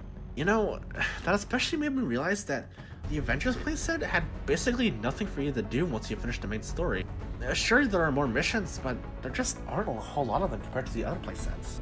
This playset is definitely the most inoffensive out of the three. It's not as painfully boring as the other two, and the environment is really unique. But at the same time, the core gameplay isn't any more different than what we've already been dealing with. It doesn't matter how much better the map or the missions are, if the combat is still a boring button mashing game, you aren't going to get much enjoyment out of it. And the fact that these playsets all revolve around combat just makes them blend in more than anything else. And that's all of the playsets for this game covered. Wait, really? I mean, compared to everything I talked about in just one of the playsets from 1.0, it feels like I barely scratched the surface with these ones. But no, that's really everything I felt needed to be covered here. A lot of the stuff that I didn't mention was either because I already talked about it in another chapter, or it just isn't that important or interesting. Unless you really want me to talk about how terrible the subtitles tend to be. But hey, there's still the toy box to go over, and from a glance, it seems like there's a lot of new stuff to play with here. So, what changed here? They got rid of the grow and shrinker from this Toy Story playset, those sick bastards! Okay, so, jokes aside, the toy box has improved quite a bit from the first game. Almost all of the content you can unlock from the first game's playset and toy box are available here. No figures required.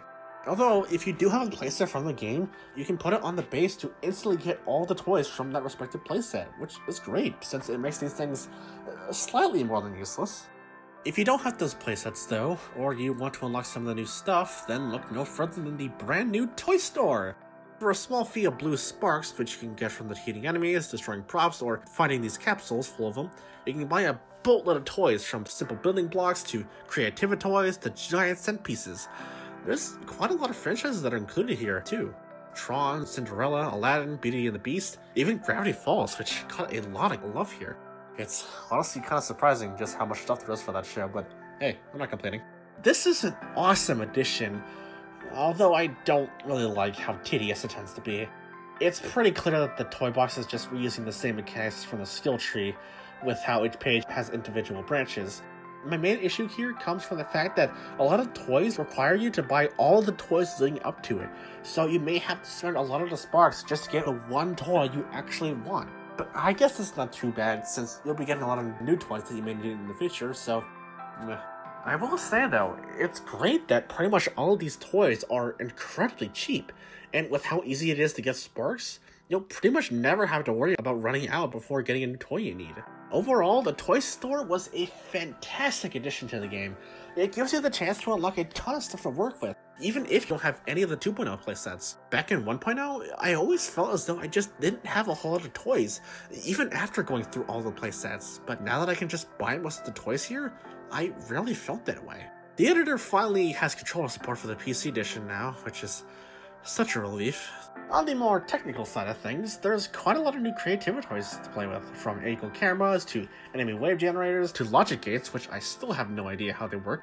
All of these new creativity toys really opened up a ton of potential for bigger and more complex games, and people absolutely took advantage of it to make some pretty damn cool toy boxes. 2.0 introduced a completely new way to make your own worlds, My Interior, which is basically your very own house that you can customize. You can add new rooms, windows, paintings, and tons of furniture. Seriously, it's actually ridiculous just how much of this stuff there is in the game. The interior is a lot more compact and limited than the standard toy box, which may sound like a bad thing, but I feel like it's great that it's here. It allows you to make builds that just wouldn't be possible outside of the interior, as it may as well be a completely different version of the toy box. I remember really liking the interior way back when, and honestly, I wouldn't be surprised if I had spent more time on it than the toy box itself. Nowadays, though, I didn't really do much with it aside from making a room full of trophies, a really long hallway, a Stitch monument, and a recreation of Principal Skinner's house from Steam Tamps. Very nice. While it may not seem like much from a glance, when you look deeper into all these new additions from the toy box, you really start to see just how big of an impact they had to make the toy box all that more interesting and fun to play around with. The toy store gave players the ability to unlock loads of toys without having to buy the playsets. The creativity toys have spent the possibility and ease of making games that much bigger and better, and while the interior certainly wasn't for everyone, it provided players with a completely new way to make their own worlds. The power discs are pretty much the exact same as they were before, but there are now a couple of new variations of them, the most noteworthy of which being the costume discs.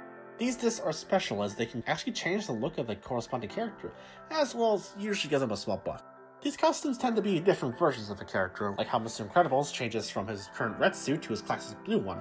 I really like these costume discs, as they're a pretty smart way of adding variants to the game without having to worry about printing completely new figures like the crystal variants. Plus, you wouldn't have to buy an entirely new figure just to use the costume disc, and if you wanted to go back to the character's default look, you can just remove the disc at any time. There were apparently a couple of costume discs that were planned, but either didn't make the cut, like Baymax's original gray armor, or are incredibly rare.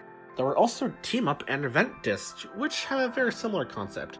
Using a team-up disc sends out a friend that help take out enemies for a short time, or try to, anyway, while event discs create an area that damages anything within it. Safe to say, these aren't as interesting as costume discs, but hey, they do exist, and that's certainly more interesting than a lot of things in life. Other than all of that though, the toy box is essentially the same as it was back in 1.0, just with a ton of improvements. Almost all the toys from 1.0 came back, and now you have access to even more toys here. I just really wish you were able to transfer the toy boxes you made in 1.0 to 2.0 so you didn't have to remake all of them here.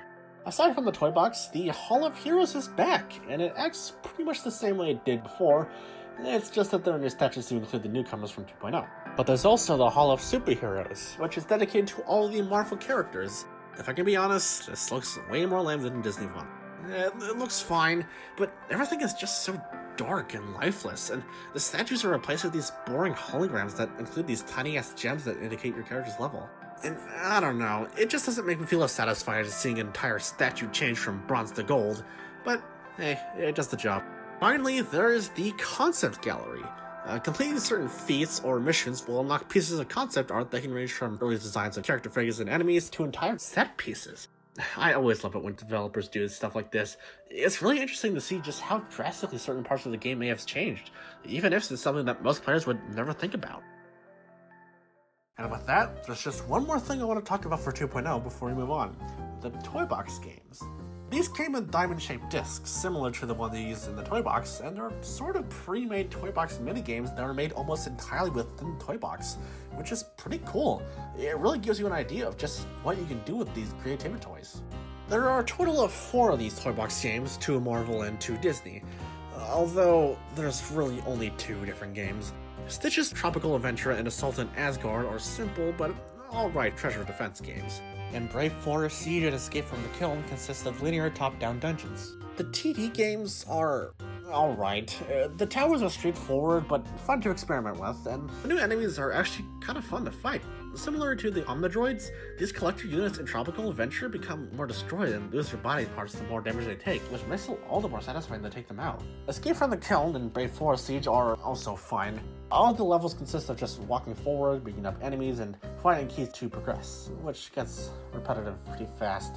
It doesn't help that these levels don't feel that different at all when compared to one another. The only real difference between each one is the layout, and not even that is all that interesting. The camera angle is good. I'm really glad you're given the option to turn the camera and zoom in, but I really wish you were able to turn it off outright, because there were a lot of times where I've struggled to find out where to go because of just how little I could see them most of the time. You're also given a little buddy called the Sidekick, who you can customize to help out in combat or open certain crates for loot. I like these little guys. They're always fun to have around, but I really wish they wouldn't make these annoying whining sounds whenever they talk. All of these toy box games are really straightforward and honestly repetitive. Like I said, there isn't that much difference between each of the levels, especially in the dungeon crawlers, and the enemy pool is pretty small, consisting of either a handful of new enemies or a combination of enemies you've already been fighting in the playsets. If I had to pick one, Stitch's Tropical Adventure would definitely be the best, but that's really only because of how pleasant and unique the levels look compared to the other games. Now, you may be looking at these toy box games and asking, well, what's the point of having 2 different versions of essentially the same game?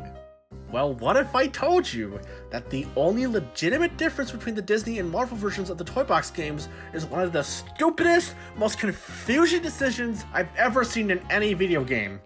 You can only use the characters in each toy box game that correlates with their franchise. You can't use Disney characters in the Marvel games, you can't use Marvel characters in Disney games, period. What? Okay, at this point, I can excuse limiting the characters you can use in the 1.0 playset since they aren't in the same universe. I can excuse limiting the characters you can use in the 2.0 playsets. You can say that the series takes place in a completely different setting. Whatever, I don't care. But why the hell would you need to restrict who can play the toy box games? You know, the one part of the game where all of the characters can be used without limitations? The one part of the game that actually takes advantage of the fact that this is a fucking crossover? Why? What is the point of adding these stupid, unnecessary, and confusing limitations at this point? Why not take advantage of this game being a crossover between dozens of franchises?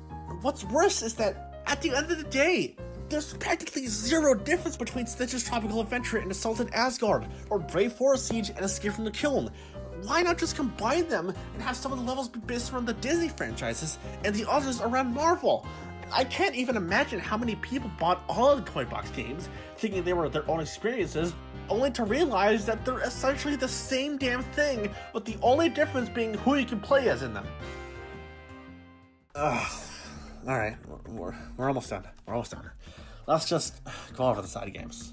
Well, this time there's only one, the iOS version of the game. Much like 1.0, Disney Infinity 2.0 had an iOS port that only included the toy box, but also like the original, the game was incredibly impressive. It was, once again, the entire toy box just crammed into iOS. It didn't have any of the playsets, but honestly, considering how they turned out, that really isn't a big deal to me. That, as well as the fact that you could actually buy all of the characters for a far cheaper price permanently without needing the figures or the base, really makes you wonder what the point was to getting the game on console if you only cared about the toy box. Obviously, there are the inherent issues of controlling a 3D game with a touchscreen, but for those who are willing to go through that, this was very clearly the best way to play the game without having to spend hundreds of dollars to unlock all the content. This isn't like 1.0's iOS port where you could actually be missing out on the playsets, because all the playsets in 2.0 were flat out not worth their prices for what you get out of them, both in terms of fun and actual content. It's clear that this port of the game was at least relatively popular, as there were some characters actually exclusive from the console versions, like Black Suit Spider-Man, Sam Flynn, and Korra. I really wish I wasn't so negative during this chapter, but I just couldn't help it. The majority of the things that are both interesting and important and haven't already been mentioned are the negatives. Some of the new changes and additions, like the toy store, the interior, and more characters and toys, are far outweighed by all the annoying, confusing, and downright ridiculous aspects of this game. The playsets are undoubtedly a huge step down from 1.0. At first glance, it may seem like there's a lot to do in each one, with how expansive the maps are, the improved combat, and the big list of missions to tackle, but when you really get into them, they're all just painfully monotonous chores that are okay at best, and headache-inducingly bad at worst. At the same time, though, the changes to the toy box were fantastic, and that makes it honestly really hard for me to determine if 2.0 is an overall step up from 1.0. Sure, the toy box is practically the same, but much better, and the characters are a lot more fleshed out, but there's so much to gain from even a single playset in 1.0, and while they may not be as big or as long as 2.0's playsets, they each gave something new to the table. If you only care about the toy box, it's no contest. 2.0 absolutely beats 1.0 way out of the water. But if you include everything else in both games, it was really hard for me to decide, but I think 2.0 just barely beats out the original, mainly due to the improved characters and the fact that most of 1.0's content is transferred over to the toy box. But that was just my dumb opinion on this mess of a game. How did the critics feel? Well, the game was typically given mixed to somewhat positive scores, and critics had pretty much the same issues I have with the game. Places were a major step down from the prequels, and while the changes to the toy box were great, the game overall just doesn't feel all that great to play. As for the game's specific sales count, I couldn't find much, aside from the fact that it was predicted to hit around 3 million copies, and the whole franchise that had $1 billion in sales. Though I heard through word of mouth that Disney was struggling to sell a lot of the less popular figures like the Yondu.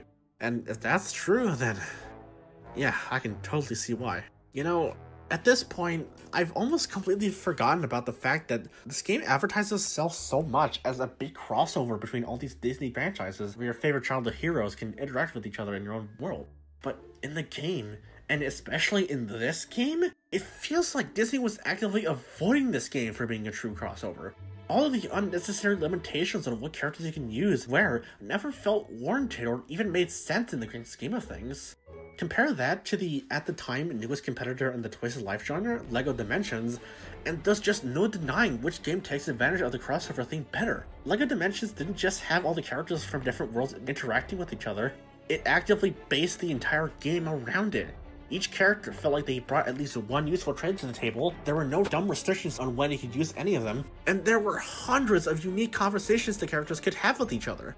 This was a perfect crossover game, but Disney had one more ace up their sleeve. A lot of people expressed confusion on a particular franchise not having any representation in LEGO Dimensions, despite arguably being responsible for popularizing the LEGO games as a whole. And that franchise would just so happen to be the center of attention for the next line of the Disney Infinity series, Disney Infinity 3.0, featuring the Star Wars franchise.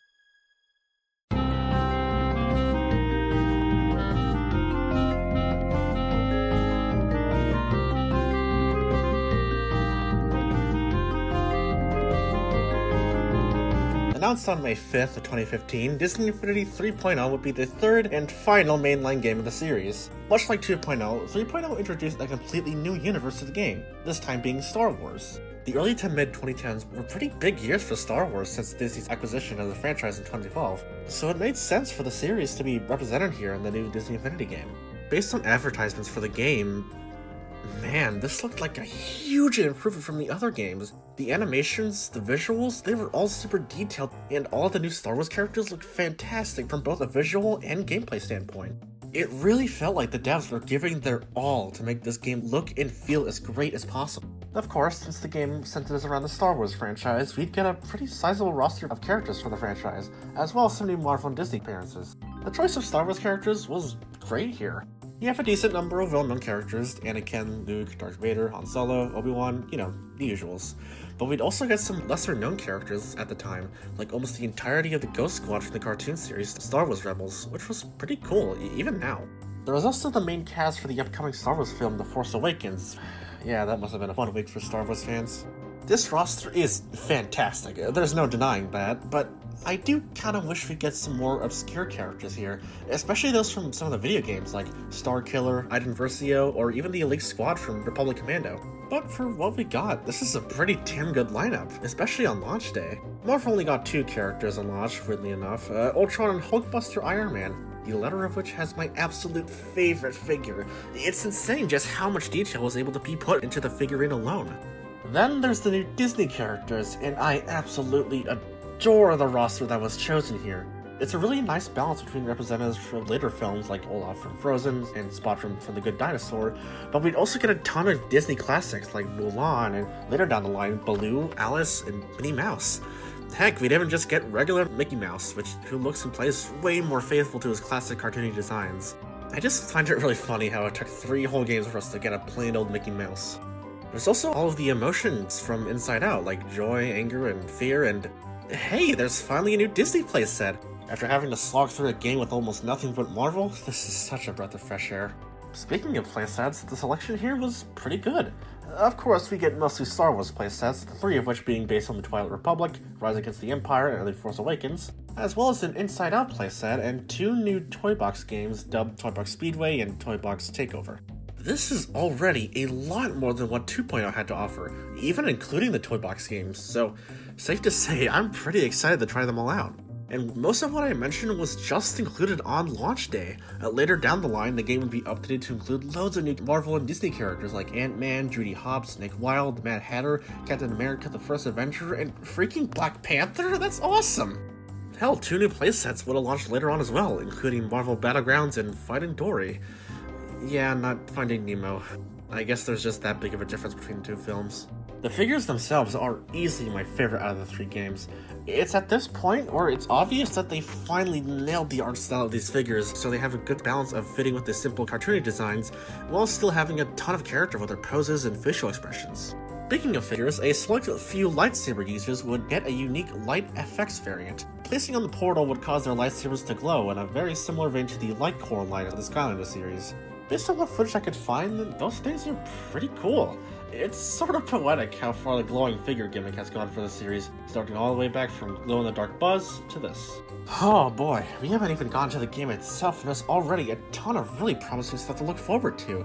Even though I was starting to lose interest in the series at this point, everything I saw at the time looked great, especially compared to 2.0's content.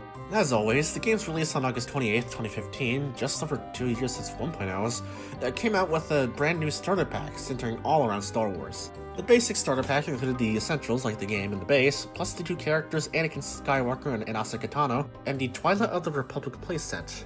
Yeah, there's only 2 characters included in the starter pack here, although I don't think it's really that big of a deal. 3 characters in 1.0's made sense, as you needed them all to use the 3 included playsets, but I kind of felt like 2.0 starter pack had a bit too much, so I think 2 characters is just right. Plus, it makes the starter pack a lot more cheap, considering this one was only around $65. For a higher price though, you could get the Saga Bundle starter pack, which actually contained a lot of content, featuring everything in the standard starter pack, as well as the Rise Against the Empire playset and 3 additional characters, Luke Skywalker, Princess Leia, and Boba Fett. Interestingly enough, Boba Fett was only available for purchase via the starter pack before releasing individually in March of 2016. That, as well as the fact that the starter pack was only available for PlayStation 3 and 4, made him one of the rarest figures out there in the series, even nowadays. No other starter pack though, which I always found strange. I feel like it would have been perfect for a Disney-focused starter pack to include the Inside Out playset, or even just some of the Toy Box characters like the Disney original starter pack. I honestly wouldn't be all that surprised if a lot of players were actually detracted from the game because they just weren't that big Star Wars fans, and the only way they could play the game was by getting the starter pack based entirely around Star Wars. And I was definitely one of those people, as even now I'm just not that big of a fan of the franchise, and it didn't really make much sense to spend all that money to get all these characters and playsets that I don't really care about, you know? Let's get into the game itself, where we're introduced to this main menu that's just fun. I really like how the background changes depending on which playset you place on the base. It's a really nice touch. Virtual Base has gotten a complete makeover, and oh, this is so much better. Instead of having to constantly press left or right to get your character, you're giving a complete list of them all to choose from, which is a very welcome change, especially considering just how big the roster is now. It feels like the developers finally had time to spend to make an actual character selection menu. Wow, I'm actually really surprised and happy to see just how much there is to look forward here. Loads of playsets, characters, and general quality of life improvements. This is on the way to be the best Disney Infinity game yet, maybe even the best Twice to Life game. And just like before, I'll be going over each playset and express my thoughts with them all. But starting off with these playset included in the starter pack, Star Wars Twilight of the Republic. Okay, so I'm not very familiar with general Star Wars stuff, so do bear with me if I get anything wrong. Taking place between episodes 2 and 3, the Jedi set out to find who was responsible for starting a giant droid factory and why, and setting down on several planets along the way. Interestingly enough, this is the only Star Wars playset that has its very own unique story, unlike the others that are based on their respective movies.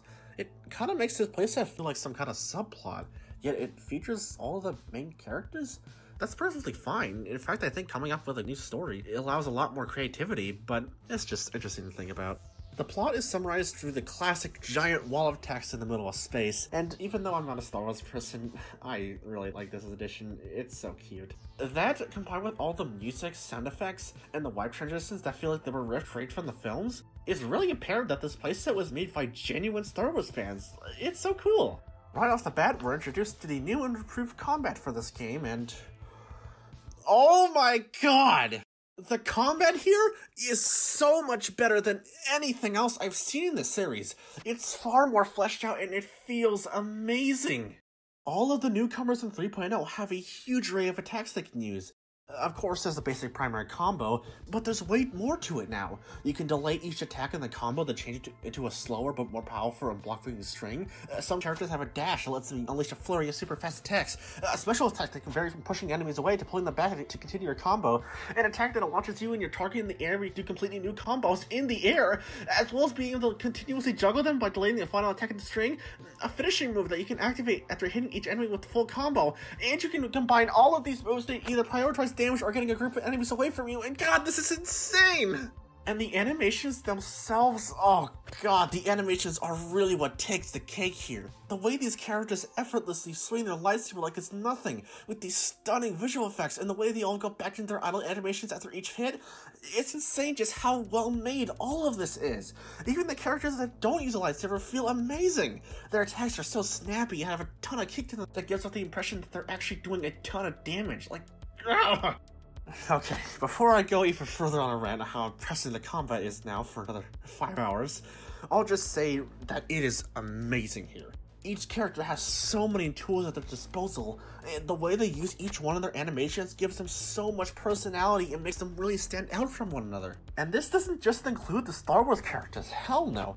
All of the newcomers here are extremely fleshed out, with a few exceptions, but we'll get to that later. It's so obvious that the developers were putting their all into every single animation and every minor detail to make these characters feel so alive, and I adore them for that. The sheer variety of attacks also solves one of my biggest problems with the past two games, in that they felt like really bland, repetitive button mashers. 2.0's combat was a huge improvement from 1.0, but it didn't try to solve the problem, it just made it more flashy of one. But now, I never got bored of the combat because of just how many ways you're able to approach each fight, and how good it feels to combine each attack to create this long chain that demolishes anything in your path. Actually, on a bit of a side note, you can probably imagine the whiplash I got when I found that the studio behind this playset, as well as improving the game's combat mechanics, just so happens to have been Ninja Theory. Yeah, that Ninja Theory. The same Ninja Theory responsible for making DMC Devil May Cry. So, yeah, that definitely explains a lot. This playset easily has my favorite group of enemies. The basic droids are so full of character, and I never got tired of hearing their dumb remarks before they get sliced in half. Speaking of which, it feels so satisfying to take out these enemies, as they literally get melted in two if you land the finishing blow with the lightsaber. That, combined with the fact that you get a super cool slow-mo shot of the last enemy being defeated, makes the game feel all the more exciting and satisfying. You can also see the remaining health of each enemy, which is such a nice addition. In the previous games, it often felt like I wasn't dealing any damage, and even if I was, it was almost impossible to tell just how much I was doing. I just can't believe it took them this long to implement something as simple yet useful as a damn health bar. Jeez. The skill tree also got a bit of a makeover, and I much prefer it over 2.0's. Instead of being just one big chain, each upgrade is split into different categories, from health and mobility to melee and ranged combat to special moves. There's also an overview sheet that lists each character's special abilities, like if they can super jump, fly, or be a villain, whatever that means. I still have no idea what the trait does. The upgrades themselves are pretty cool too. Of course, there are the ones like increasing your combat potential by upping your damage or unlocking new attacks, but there are a couple of characters with some pretty interesting abilities. I am so glad that combat got as much love here as it did, especially in the game that revolves around Star Wars. I can't imagine just how much worse the game would feel if the combat was the same as 2.0's. Rather than being in one big world like 2.0's playsets, there are several smaller but still jam-packed planets with their own missions and layouts. I really adore this change. It makes each part of the main mission feel all the more unique, as you're exploring literally new worlds to progress the story. Plus, each planet has a whole lot of stuff to do, and they all look amazing. To get to these worlds, though, you'll have to first get into space, and this is where my least favorite part of all the Star Wars playsets takes place. I'm sorry, but I really do not like these spaceship sections. It always feels really aggravating just trying to position yourself to get a proper line of sight on your target, and it gets even worse when they're constantly moving around in different directions. The shooting is a bit forgiving, but you still have to be pretty precise to land your hits. But hey, if you ever wonder why no one can ever seem to hit anyone in the movies, I'll try out these sections for 30 minutes. Feel their pain. The missions themselves are good. Like, really good, actually. The main questline consists of finding out who's responsible for starting the droid factory, spoiler alert, it's Darth Maul, and stopping him. There were a few times where I felt like I wasn't really progressing the plot that much, but that thankfully only happened at the beginning of the playset. There's also finally a way to tell which mission is for the main story or just a side quest. This is such a nice quality of life change, especially considering just how many side missions there are now, and most of them are quite enjoyable. There's genuinely a ton of post-game content here, and while that may have been true with some of the playsets from earlier games, they rarely ever felt that engaging or anything more than just basic fetch quests or taking out a group of enemies. If the side missions aren't enough for you though, then there are a couple of collectibles you can get across each playset. Scattered around the planets are these little Minoc things. I have no idea what they are. If you shoot enough of them down, you can get quite a lot of nice rewards. Most of them are pretty easy to find, but there are a couple that I just never saw during my playthroughs. Just be warned that if you want 100% this game, you're gonna have to find all 100 Minocs in each playset. That would take dedication. Furthermore, most of the missions here have 3 stars that you can collect. 1 star is given simply for beating the missions, while the other 2 require you to complete some sort of challenge. While this is a nice addition that really encourages replayability, I don't understand why 1 star always requires you to play that mission as a certain character. It just feels like a really lazy way to force people to buy more figures, kinda like the challenges from 1.0. But possibly one of the best additions in the Star Wars playsets comes from the Champion coins. Much like the Minocs, these can be found all throughout the playset. Each coin is assigned to a Star Wars character, and if you collect a coin, that respective character will be permanently unlocked in the playset. Now, this may sound worrying considering the crossover coins from 2.0, but I'm very happy to report that each playset has a coin for all of the Star Wars characters, meaning you can use every single character in every single playset, which is fantastic. It finally feels like the devs are taking advantage of the fact that this is a crossover game, and it's great that most of the coins here are just out in the open for you to collect. Plus, you only need to collect just one of each character. Then there are the bosses, which are actually kind of fun. You go up against General Grievous and Darth Maul, and even though they're both pretty similar, neither of them felt annoying or unfair, even a little bit. They're powerful, but not to the degree that gives out the feeling that you're constantly at a disadvantage. Rather, it feels like you're on equal grounds with them, if that makes any sense. And much like the playable characters, the way these bosses move feels really good. There were some times where I had a hard time deciphering what attack they were going to do, especially with Grievous, but all in all, this is a huge improvement over the lackluster fights from 2.0.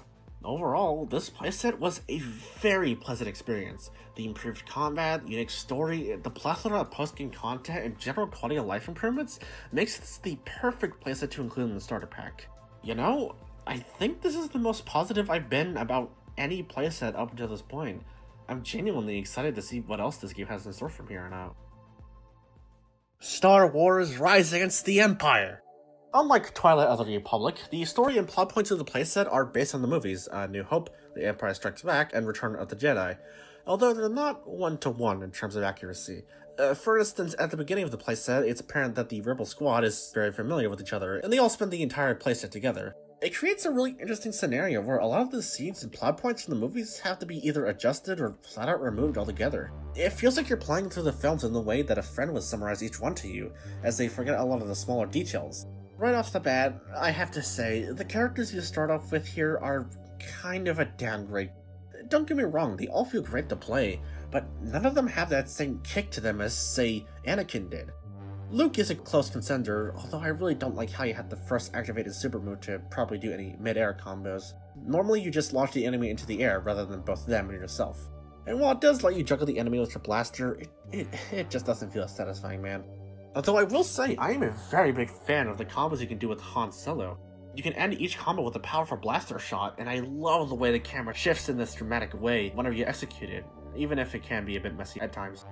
After going through the short tutorial, you're thrown into the first primary map. And in terms of space, this area is a lot bigger than anything that was in Twilight of the Republic. There's going to be quite a lot more places to explore, although if you're not moving by vehicle, it's going to take a really long time to move around. Your first task here is getting enough credits in order to leave the planet. Yep, the playset unique currency is back here. Remember that from 1.0? I sure did. In order to get enough credits, you'll need to do a bunch of odd jobs around the map, and this is the worst part of the playset, period. The missions themselves are fine, but the overall mission of getting enough credits just overstays its welcome. So you need to get 2,000 credits to pay off a debt so you can access your ships, and just when you're about to set off into hyperspace, the game forces you to get another 750 credits in order to buy this facility just so you can practice controlling a spaceship. It feels like the only reason this is here is to just artificially inflate the playtime. And I get the game wants to teach you how to control the spaceships, and that's fine. But why not do it after lifting off for the first time, instead of having to grind for even more credits just to do the tutorial on the planet? It's even worse considering that once the game finally allows you to leave the planet, you have to go through another tutorial on controlling spaceships. Like, what? But after finally heading into space, the gang is forcibly docked into the Death Star. We only spent a little bit of time in the Death Star overall, which is a bummer, but I can see why. Either way, before escaping the Death Star, we're shown Obi-Wan and Darth Vader just kind of standing in the open before Obi-Wan dies, or...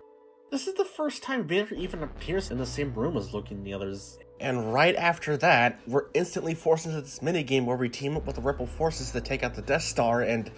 Okay, this is where I had to express one of my big concerns for this playset in general, and that's the pacing. While some other playsets felt like the plot point was being too slow, in this one, it feels like everything is going by way too fast. There's just no room to breathe between leaving Tatooine, being abducted by the Death Star, and only to then immediately destroy the Death Star. Like, I get that this is a game, and you're naturally gonna have to leave out a lot of things from the film, but if you're gonna do so, at least have a cutscene that establishes these big events. Back to the game itself, we're introduced to a short minigame where we're given a set of small objectives like shooting down turrets, evading enemy fire, or dodging obstacles. They're inoffensive. While there are only 3 of these that are mandatory, they just aren't all that interesting or satisfying, and they get old really quickly. But after that, the game brings back some of the big mechanics seen in the 1.0 playsets, that being the building construction and the toy store. They're both very similar to how they were back in the original game, with some general improvements you'd expect to see considering how much time has passed. And finally, there's the boss fight against Darth Vader, and it's pretty much the exact same as the ones in the first playset. Don't get me wrong, it's a fun fight, but that's really all it has going for it. It's just the same thing we've already been through twice now.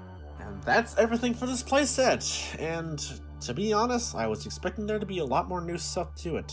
Don't get me wrong, the big pros are there, like the combat and the missions, but other than that, this playset doesn't really have a whole lot of unique things for it. It just feels like the first playset done again, but just with a few new mechanics. As a playset, it's still pretty good, but compared to the one you get with the starter pack, I don't know, I don't really think it's worth the price. But hey, we still got one more Star Wars playset to go over, so let's see if this one will have its own spin on things. Star Wars The Force Awakens, it's just the same damn game. This may come off as me just exaggerating, but I swear, the core gameplay is basically one-to-one to what we've seen in the previous Star Wars playsets. It's still mainly focused on combat, which again isn't inherently bad, but it really makes it blend in with the rest rather than stick out. But I'm getting ahead of myself, so let's go over the unique stuff in this playset. There's a black guy. Yeah, I'm gonna be honest. I really struggled to find anything interesting to talk about here that I haven't already talked about in the other two playsets. And I really hate saying that, because this playset is genuinely fun. But that's really only because of the core fundamentals of the game in general, not anything in the playset itself. Yeah, the combat is fantastic, but is that really something I can praise the playset for, rather than just the whole game itself? Well, the main questline is probably the most unique part of any playset, so how do I feel about it? Almost all of the missions here just feel so slow and that you're barely making any progress. Hell, the very first mission you get after the intro is literally just the same thing as the first mission from Rise Against the Empire. Do a bunch of side missions to collect enough of the current to progress. Sure, it makes the playset longer, but it doesn't do it in a way that's remotely interesting. It's just completing these basic jobs that aren't even that fun in and of themselves. And when you finally get that done, you land on another planet where your job is to do the exact same thing. It doesn't help that the story itself just never fucking goes anywhere. Out of all the main missions you do, there are probably only, 4 that actually progress the story?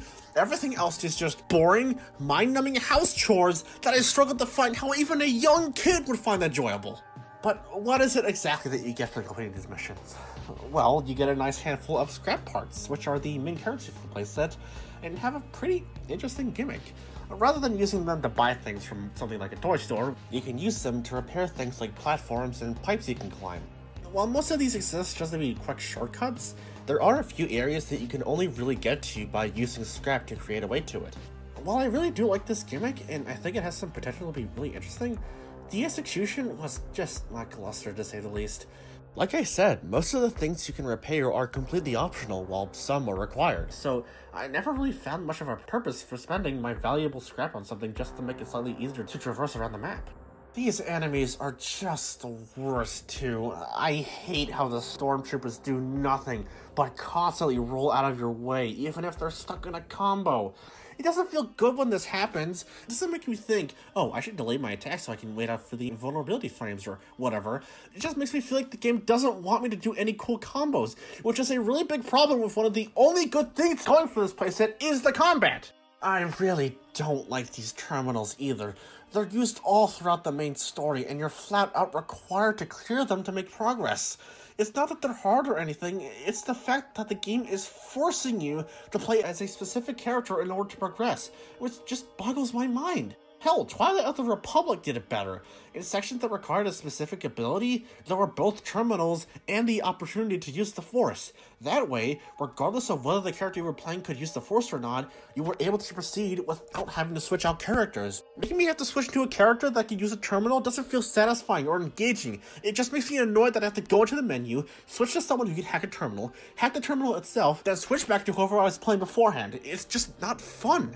It's like if you walk into a room full of hats, and the only way to get out is by taking off the hat you're already wearing, then put on whichever hat you need to open the door. There's nothing special about the hat you need to wear. It doesn't do anything different from the other hats. The only difference is that you have to wear it in order to progress. And while you are technically doing stuff by switching hats, it doesn't make the experience any more interesting. It just makes you constantly have to switch hats. Then there's the final boss, and oh my god, this fight is terrible! All you have to do is wait for Kylo Ren to be vulnerable, then throw an explosive barrel at him to deal damage. You just need to make sure not to throw a barrel when he's not vulnerable. Sounds easy, right? Well, it would be if you were actually able to tell when you could hit him, since there's no clear way to tell. And it's not like you have the option to hit him in any other way. You can't hit him with melee attacks or shoot at him from afar. You can't even get close to him before he just pushes you back. The only way to damage him is by throwing these barrels, meaning you have to be careful not to get too close, so he just grab the barrel out of your hand or attack you, but you also can't get too far away because he'll just recover from his attacks before the barrel even reaches him. The entire fight is nothing but a spacing minigame where you have to make sure you're in just the right spot to deal damage, and they couldn't even do that right. This is the worst playset in the entire game, by far. The elements it brings back from the other playsets make it feel overused and unoriginal, but all of the new gimmicks and features it tries to introduce just fall flat on its face. It doesn't matter how good the combat may be, the rest of the playset just completely overshadows it in the worst way possible. And honestly, I could probably say the same for Rise Against the Empire, albeit to a lesser degree. Both of these playsets don't introduce anything exciting or unique that Twilight of the Republic, which, mind you, was the playset that came with the starter pack, didn't already do. And most of the time it did even better than the playsets that were sold separately for $30 goddamn dollars. Out of all of them, Twilight of the Republic easily wins. It's got a great main quest line, maps that are actually fun to explore, and overall just feels like it got way more attention than the other playsets. Don't get me wrong, neither Rise nor The Force Awakens are the worst playsets in all Disney Infinity. There are way worse contenders for that. But aside from the story, there really aren't that many differences between these three playsets, which was my biggest issue with the Marvel playsets from 2.0. But, hey, we're not done yet, as those were just the Star Wars playsets. Yes, after playing an entire game with nothing but Marvel, we finally have a Disney Pixar playset, in the game called Disney Infinity. God, that must have been embarrassing. With that being said, let's move on to probably one of the most unique playsets in the series, that being Inside Out. Right off the bat, there's already quite a few things to mention with this playset. Everything here looks so whimsical and creative, like you're traveling in a world imagined by a young kid, which you are. There's quite a lot of quirky environments to explore, from this music area to a magical kingdom. It's definitely a far cry from anything from the other playsets. The gameplay is also radically different here. While almost every playset up until this point had a combination of combat and platforming, this one makes platforming its core identity. This has some pretty interesting effects on the characters. I really love all of the playable characters here. The cast consists of the fine main emotions, and everything from their animations to their voice lines to the way they interact with each level gives them so much, well, emotion. Every single animation and every single character is so lively, and I love it. Plus, each of the characters here have their own very unique ability that helps them in certain parts of the levels. Joy can fall slower, anger can walk on lava, fear runs faster, and so on. At first, I wasn't really sure whether I liked the execution of this, but after playing some more levels, I think I kinda like it. Most of the levels have some obstacles that, while they can be beaten with any character, you'll have a much easier time with the one the obstacles were designed for. For example, when there's a pool of lava, you could carefully jump on the platforms, or you can just play as Anger and walk right through it. What I really don't like about this, however, are the parts that are either nearly impossible or actually flat out impossible, unless you play as the intended character. While this doesn't show up very often, it just doesn't feel very good when the game forces you to switch characters when you don't want to. It's kind of like the terminals from The Force Awakens, in that you have to play as a certain character who can use them just to be able to progress. And while this case isn't as bad since you actually do more than just do a really basic puzzle, I still don't like these parts of the playset. Another thing I'm torn on though, is the fact that these characters have way less abilities in general. None of them come even close to the Star Wars characters in terms of combat potential. While they may have some variations with the basic combo, they don't have an air combo, a finishing move, or anything like that. I can certainly see why this was done, considering there's basically no real combat in this playset. Like, why bother giving Disgust super convoluted abilities when the worst enemy you fight here is a literal piece of broccoli?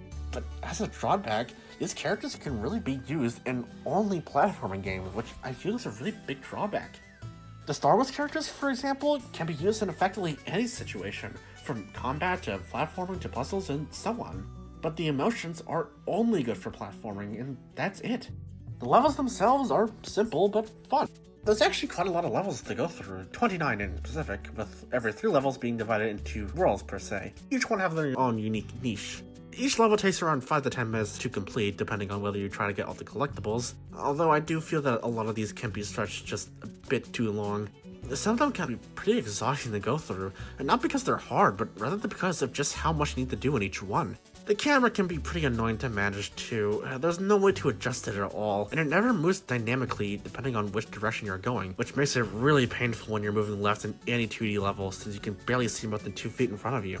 In order to unlock each of the levels, you'll need to try your hand at the memory matrix. What even is this?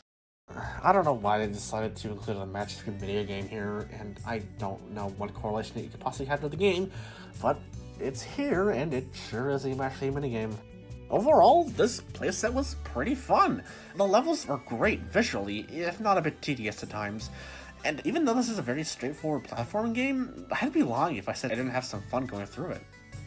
So, for the next two playsets, I'm unfortunately gonna have to use footage from other people, since these aren't actually on the PC version of the game, and I don't have a capture card for my Xbox, so while I have played both of these playsets, I don't have any footage recorded for them. It's kind of weird though, the fact that these playsets just can't be played outside the console version of the game. I wonder why. Marvel Battlegrounds. Now this is an interesting playset. Much like the Inside Out playset, Marvel Battlegrounds is centered entirely on one part of the game, in this case being the combat, which has been completely revamped. All of the Marvel characters can be played here, including those from 2.0. To compensate from the lackluster combat from that game, everyone here has a brand new moveset. A basic friend combo, an air combo, a grab, a specialized attack, and a super move.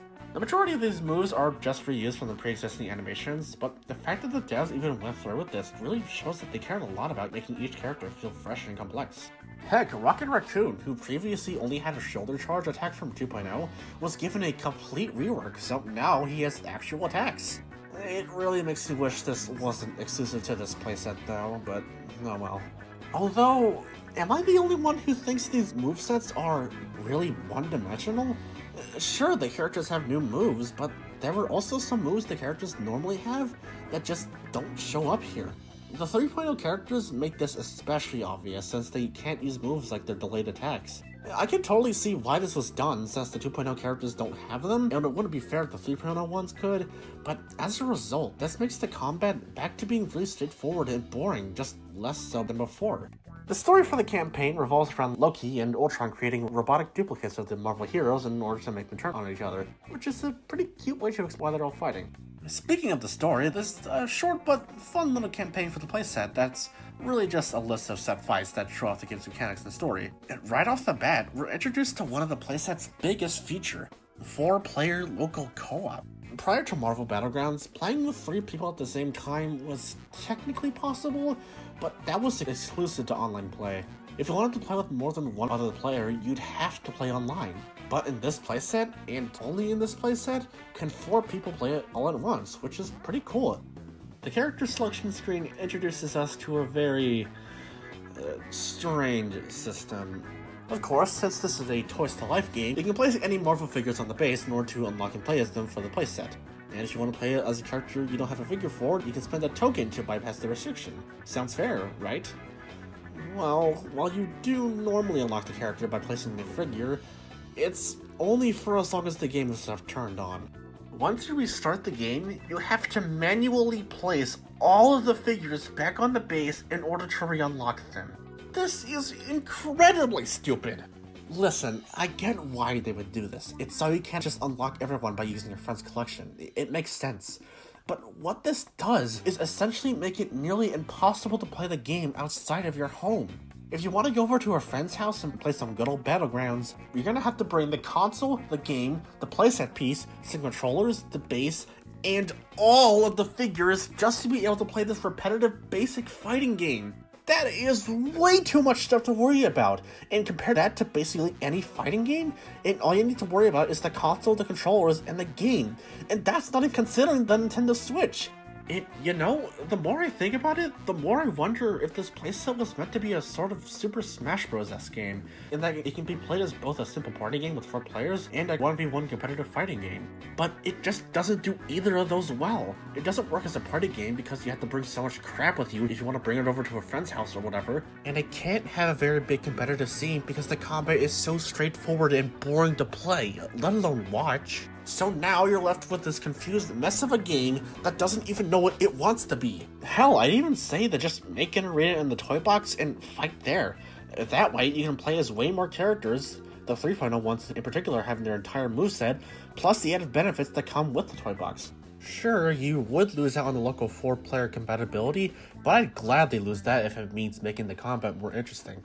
I really wish I could talk about the playset itself and the content some more, but in the end, there really isn't that much to talk about. It's a very bland playset that lives and dies trying to be a party game and a competitive fighter. And like I said, the fundamentals of the Toys to Life genre just restrict it from being either of those effectively, for one reason or another. If you really want a simple, easy to pick up fighting game with platforming elements and basic combos, just play Smash Bros or something, I don't fucking know. Finding Dory. Now this is a weird premise. Before we get into the, obvious stuff, let's talk about the playset pack. Unlike pretty much every other playset, this one comes with just one character. And if you remember how 1.0 starter pack turned out, this might be setting off some immediate red flags. Now, sure, including just one character makes the pack cost a lot less, but I feel like this was the worst playset to do this with. With the Star Wars playsets, you could find the champion coin for one of the characters included in the starter pack almost right away, and while Marvel Battlegrounds also included just one character, you were able to play as any Marvel character there, and most of the people who had the playset would also have at least one Marvel figure from 2.0. But here, if you wanted to play co-op in this set, you have to buy the only other figure that works in this playset. Even the Lone Ranger, which only had 2 characters, included both of them in the playset pack, so why Disney decided to make this the exception this time just boggles my mind. Into the playset itself, yeah, you play as a fish here, so the controls are definitely gonna be really different, and honestly, they're not too bad. It's kind of a combination between moving normally on a 2D plane and driving a spaceship from the Star Wars playsets. It really isn't like anything else I've seen here.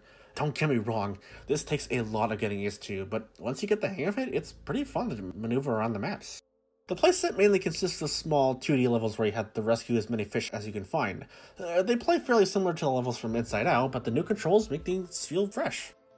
There's also a map for these levels, which I never would have realized how much I was missing out on the Inside Out playset if it wasn't for this. Seriously, this thing is so nice to have. Throughout each level, you'll have to save a certain amount of fish, which are required, mind you. This isn't a bad thing in its own right, but I find it odd how they don't appear in the radar. It's nice that there are more fish in each level than the amount you need to complete it, though, so you don't have to find all of them to complete the level. You'll also come across some fish friends to help you out along the way, like this little shrimp guy who can eat impassable algae, or the cuttlefish who can light up dark areas. These are just kind of boring. I have the same issue with them as I did with the terminals in The Force Awakens, in that it just doesn't feel all that satisfying or interesting to switch from what you need in order to progress. The only difference here being that it's much faster, but that isn't enough to make it fun. It's just slightly less annoying. When you're not going out saving fish, though, you'll spend most of the time on the coral reef. It's a good place to explore around and get used to the controls, and it does take some elements from 1.0's playsets for the abilities you can put around the map.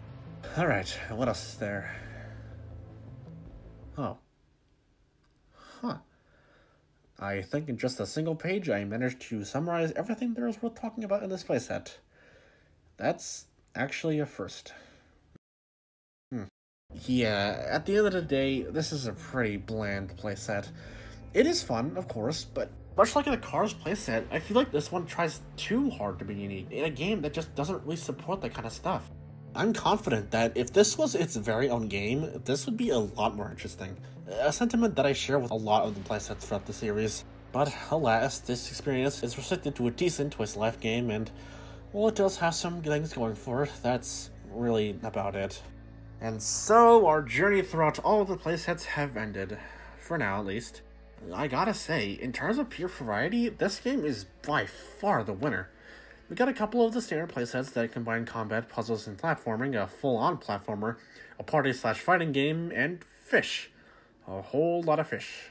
Regardless of the quality of these playsets, you really gotta applaud the devs for even being willing to branch out and try new things.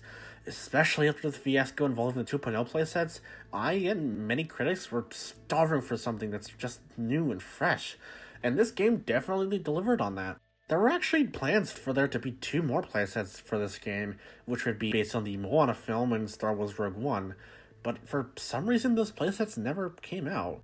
But for what we have now, I can confidently say that this is the best lineup out of the 3 games. Sure, there are some really big stinkers, but the sheer diversity and quantity of the playsets we have in store just makes it really hard for me to say that it's not the best out of the bunch.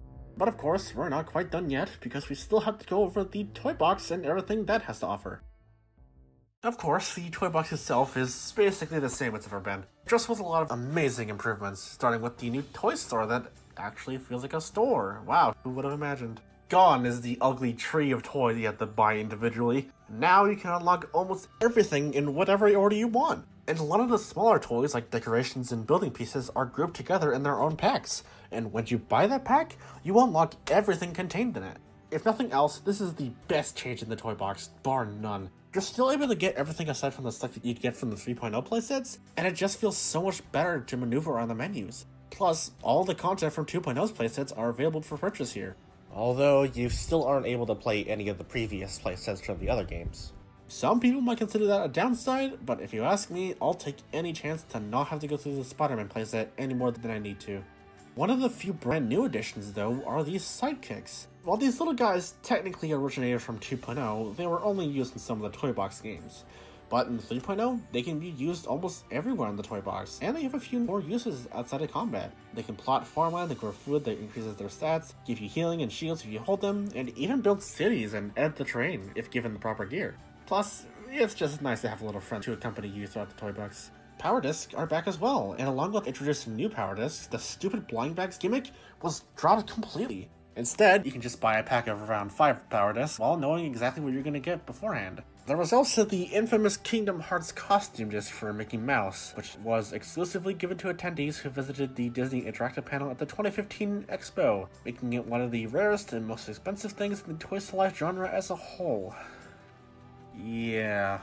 And while I won't be talking much about the iOS version of the game this time, it looked pretty much like how the other iOS titles have been, that being pretty good. As always, a bunch of new creativity toys have been introduced, like a boss fight creator, a player counter, a logic gate that I am not smart enough to understand, and even a fucking calendar configurator. I repeat, you can add a toy that activates depending on the real-life day of the real-life month. You've gone too far, Disney.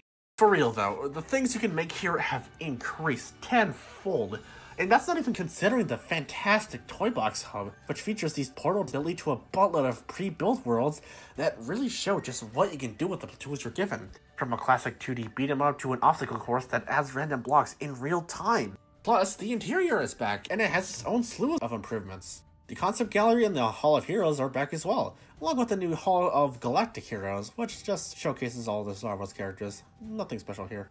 This is the best edition of the Toy Box. There's no competition. You can play all the characters here, including the fish from Finding Dory, which is a sight to behold. Unlock all of the content from previous games, most of which you can get just by purchasing it from the toy store, and you have more ways to create minigames than ever before with the insane amount of creativity toys you have at your disposal. You still can't transfer any world you have made from the previous games to 3.0 though, which is still a really big flaw I have with it, but in the grand scheme of things, I would much rather recreate whatever I previously made, rather than have to deal with the dumbed down toy boxes from the older titles. And, you know, the fact that 3.0's Toy Box is the best really makes me wonder why anyone would ever bother using the Toy Box from 1.0 or 2.0. Like I said before, I just didn't spend a whole lot of time in those toy boxes, because why would I when I could just make whatever I wanted to do in a much more up-to-date and fun version of the toy box? If it wasn't for the PlayStation exclusivity, there would be no reason to go back to the older games, unless you just really like the grow and shrink goof in the Toy Story playsets. So, yeah, the Toy Box is really just what we've seen before, but better. But along with that, we'd also get two very special playsets dubbed Toy Box Speedway and Toy Box Takeover. These are considered Toy Box expansion games, and they're in a similar vein to the Toy Box games from 2.0. Toy Box Speedway is a flat-out racing game with a handful of beautifully made racetracks that are so fun to look at. Seriously, the sheer attention to detail every one of these tracks have is incredible. It really seems like the people who made them were serious fans of these franchises. I mean, just look at the Sugar Rush track. It's almost a one-to-one recreation of the one from the movie.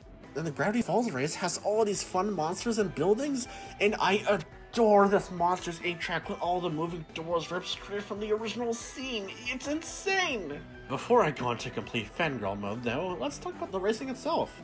The controls and physics have been pretty much unchanged throughout the series, and while it does feel pretty good to do stuff like drifting and using items, there were a lot of times where your character felt a bit too reactive. Like, if you land on the ground in the wrong way, you just kind of fly off and crash. Although this is really just an issue with the game engine itself, rather than the playset specifically, and you can definitely control it if you know how to. There's also a couple of different ways you can play each Grand Prix, from a standard race to one that includes items to make it really feel like a party racing game to a time trials mode. Plus, there are absolutely zero restrictions on what character or vehicle you can use, including the Cars characters. Remember those guys? Well, after being left in the dust for several years, they finally have a use case that's not entirely pointless. If those don't suit your fancy though, you can use pretty much any vehicle and character combination you can think of. As far as I'm aware, there's no actual difference between each car or character. They all have the exact same stats, but it is pretty funny to see the Incredible Hulk ride around in her lazy chair. Then there's Toy Box Takeover, which is a flat-out dungeon crawler, very similar to Escape from the Kiln and Brave Forest Siege. Unlike those two, and much like Toy Box Speedway, the levels here reek of variety. You're gonna find yourself in a desert, a pirate's dock, the Death Star, the inside of a damn volcano, and so much more. Compare that to what was shown in the Escape from the Kiln, which is just generic high-tech facilities that are just kind of floating in the middle of nowhere. And the improvement here is as clear as day. Not only are the visuals improved, but the selection of enemies are as well. While most of the enemies here are reused from playsets, there are quite a lot of completely unique enemies you could find here, which really spices up the gameplay in each level. I will say though that I really do not like this black hole enemy. It's completely impervious to damage and it constantly follows you all throughout the level, killing you instantly if you get too close. Honestly, after some time, I ended up just sacrificing a character just to make it despawn so I wouldn't have to deal with it.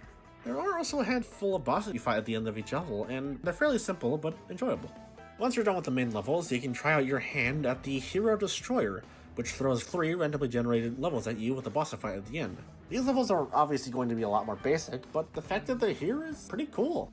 Much like Toy Box Speedway, everyone can be played here, except for the cars and fish, but that's still a ton of variety we're left with. Plus, you have access to all of the tools and packs, unlike the Toy Box game from 2.0, so if you wanted to play a 1.0 character but still want to actually be able to play the game, you can do that. So overall, what we have here is just fantastic. Each level in both of these expansion games is filled with so much life and variety, and the way they're structured makes them all a blast to go through, and the amount of these levels are... Wait. The game's already over. Yeah, while the quality of these expansion games are certainly high, the quantity of them are lackluster. Each of these games take only around 2 hours to beat, which is pretty bad, even for Disney Infinity standards. I'm guessing the devs' intentions were to showcase what you can do in the toy box and give you the tools you need to make your own racetracks and dungeons to play through. You know, that's why they're called toy box expansion games. And yeah, while it does suck that there aren't much to go through, I will gladly take this over 30 boring carbon copies with the toy box games. And with that, we're done! Every single playset, toy box, and everything in between gone over in excruciatingly high detail. And man, what a road it's been. We've gone from some actually really good games to some of the worst experiences I've ever played to some that are just okay. And if I'll be honest, that's really the best way you can describe Disney Infinity as a series. The quality and quantity of these games and their content is just so volatile in all the wrong ways. But don't take my word for it. What did the critics think? Well, the reception for 3.0 was the highest it's ever been in the Disney Infinity franchise. Very consistent 8s and 9s out of 10s, and loads of praise for the improved combat and playsets. And Disney seemed to take it really well, as later down the line we would see the most post-launch content out of all the 3 games. Loads of new characters like Baloo, Black Panther, Vision, Alice, Ant-Man, the Mad Hatter, Nick Wilde, the Marvel Battlegrounds and Fighting Dory playsets, a ton of new power discs, and so on. This was the golden age of Disney Infinity in every way imaginable. As big as its flaws may have been, the series could not have had a better image at this point. Nothing could possibly go wrong now. Alright, let's just get this over with.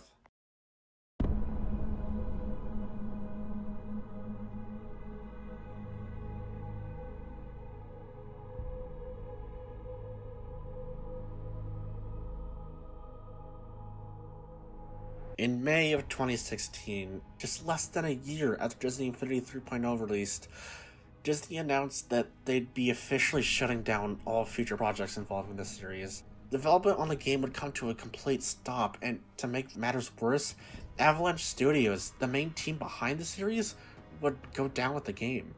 And this was simultaneously the best and worst time to do this! On one hand, the game had a better critical reception than anything else in the series, and the quality here was fantastic. The community around the game, however small it may have been, was still incredibly dedicated and active. But on the other hand, the Toys to Life genre as a whole was going downhill extremely fast by 2016. Sales were lowering not just for Disney Infinity, but also for Skylanders and LEGO Dimensions. Consumers were just getting tired of having to constantly buy all these expensive figures for a game that already had a high price point. While Disney was originally confident in the first game's success, over time they eventually realized that at this point, the genre just wasn't stable enough for them to comfortably support, and they were right! It wouldn't have been long before LEGO Dimensions received its final update, and Skylanders had one last whimper with Imaginators. At this point, it was clear that the Toys to Life gimmick was not profitable, and unfortunately, money does mean everything to Disney. They are a company after all. But fuck it, man, this was still a really hard pill for me and longtime fans of the series to swallow. Hell, it's really obvious that not even Avalanche was anticipating the cancellation, and when the news was shared, it was when they were in the middle of a ton of big projects. Remember when I mentioned the Moana and Rogue One playsets? Yeah, those were both in development for 3.0, but ended up being scrapped altogether after the series cancellation. It's the same reason the PC version of the game is missing some of the later playsets and characters. And that's not even close to everything that was canned. Taking a look at the Disney Infinity Wiki, you'll find loads of character figures that just never got finished, like Peter Pan, Belle, K2SO, Clue, Doctor Strange, Spider-Gwen, Maui, and loads more that just couldn't be finished in time. There were plans for these 12-inch figures which would have reworked the movesets of pre-existing characters with some insane-looking physical figures.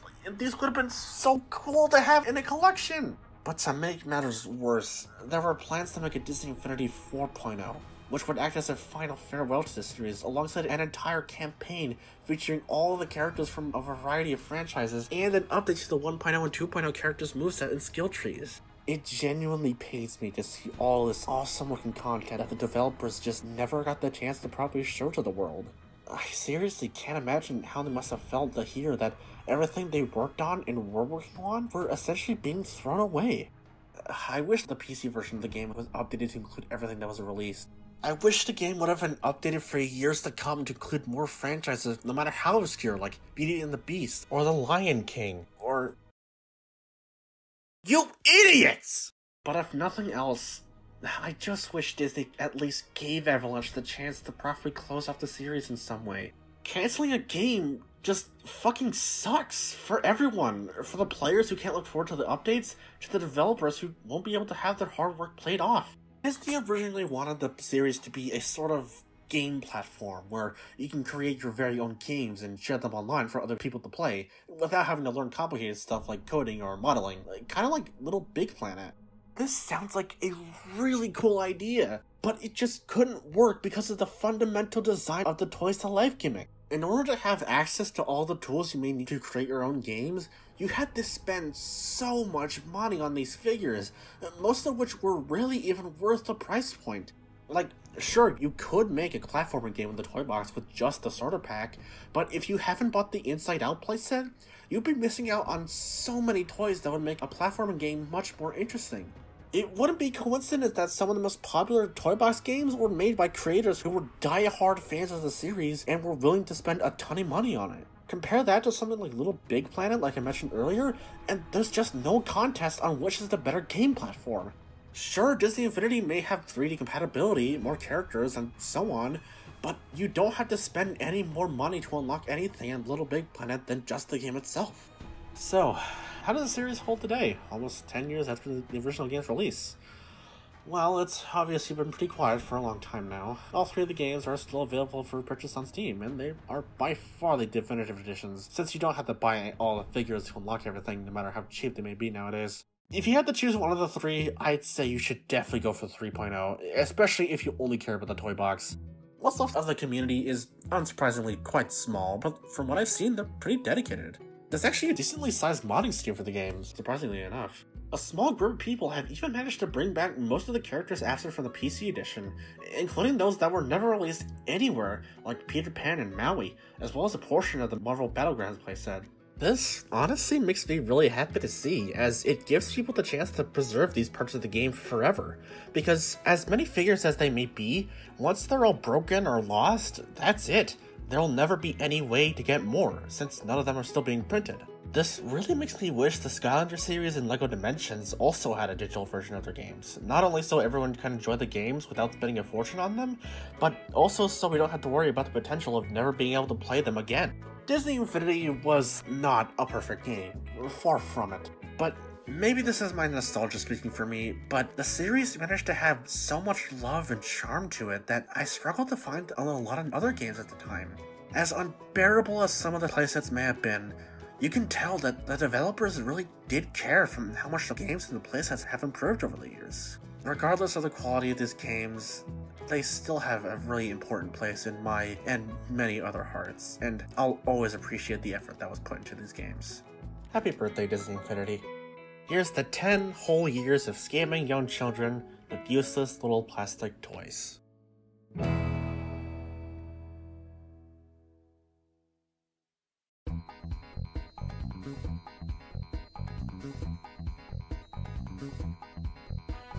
Hi! Whether you watch the entire video in one sitting, listen to me talk while doing something else, or even just get to the last chapter, thanks for watching. This video obviously took a really long time to make, so I'd appreciate if you could give this video a like and, you know, maybe even subscribe to the channel? You know? No? Okay. I'm not entirely sure what I want to do for future videos, but rest assured they are not going to be as big as this one, because holy hell, this took a long time to make. Before I go, I just want to give out some special shoutouts to some of the people who made this video possible. First and foremost, gigantic thanks go over to those of the Disney Infinity Fan Wiki for being such a reliable source of information for the series in general. This video seriously would not be possible without you guys, so cheers to all of you. Shoutouts to Scott Falco, Yako CMN, and Scott the Wasp for inspiring me to make this video. You guys make awesome content. Keep it up! I also need to give thanks to Packatack04082 for some of the footage I used for the video, mainly during the Marvel Battlegrounds and Finding Dory sections. Thanks to all my friends who not only gave me some advice and motivated me to make this video, but also had the strength to hear me talk about Disney Infinity for 20 minutes straight whenever it was mentioned. I'm so sorry you guys had to go through all that. And of course, thank you to everyone who worked on the Disney Infinity games for making something that was such a big part of my childhood. Cheers to all of you.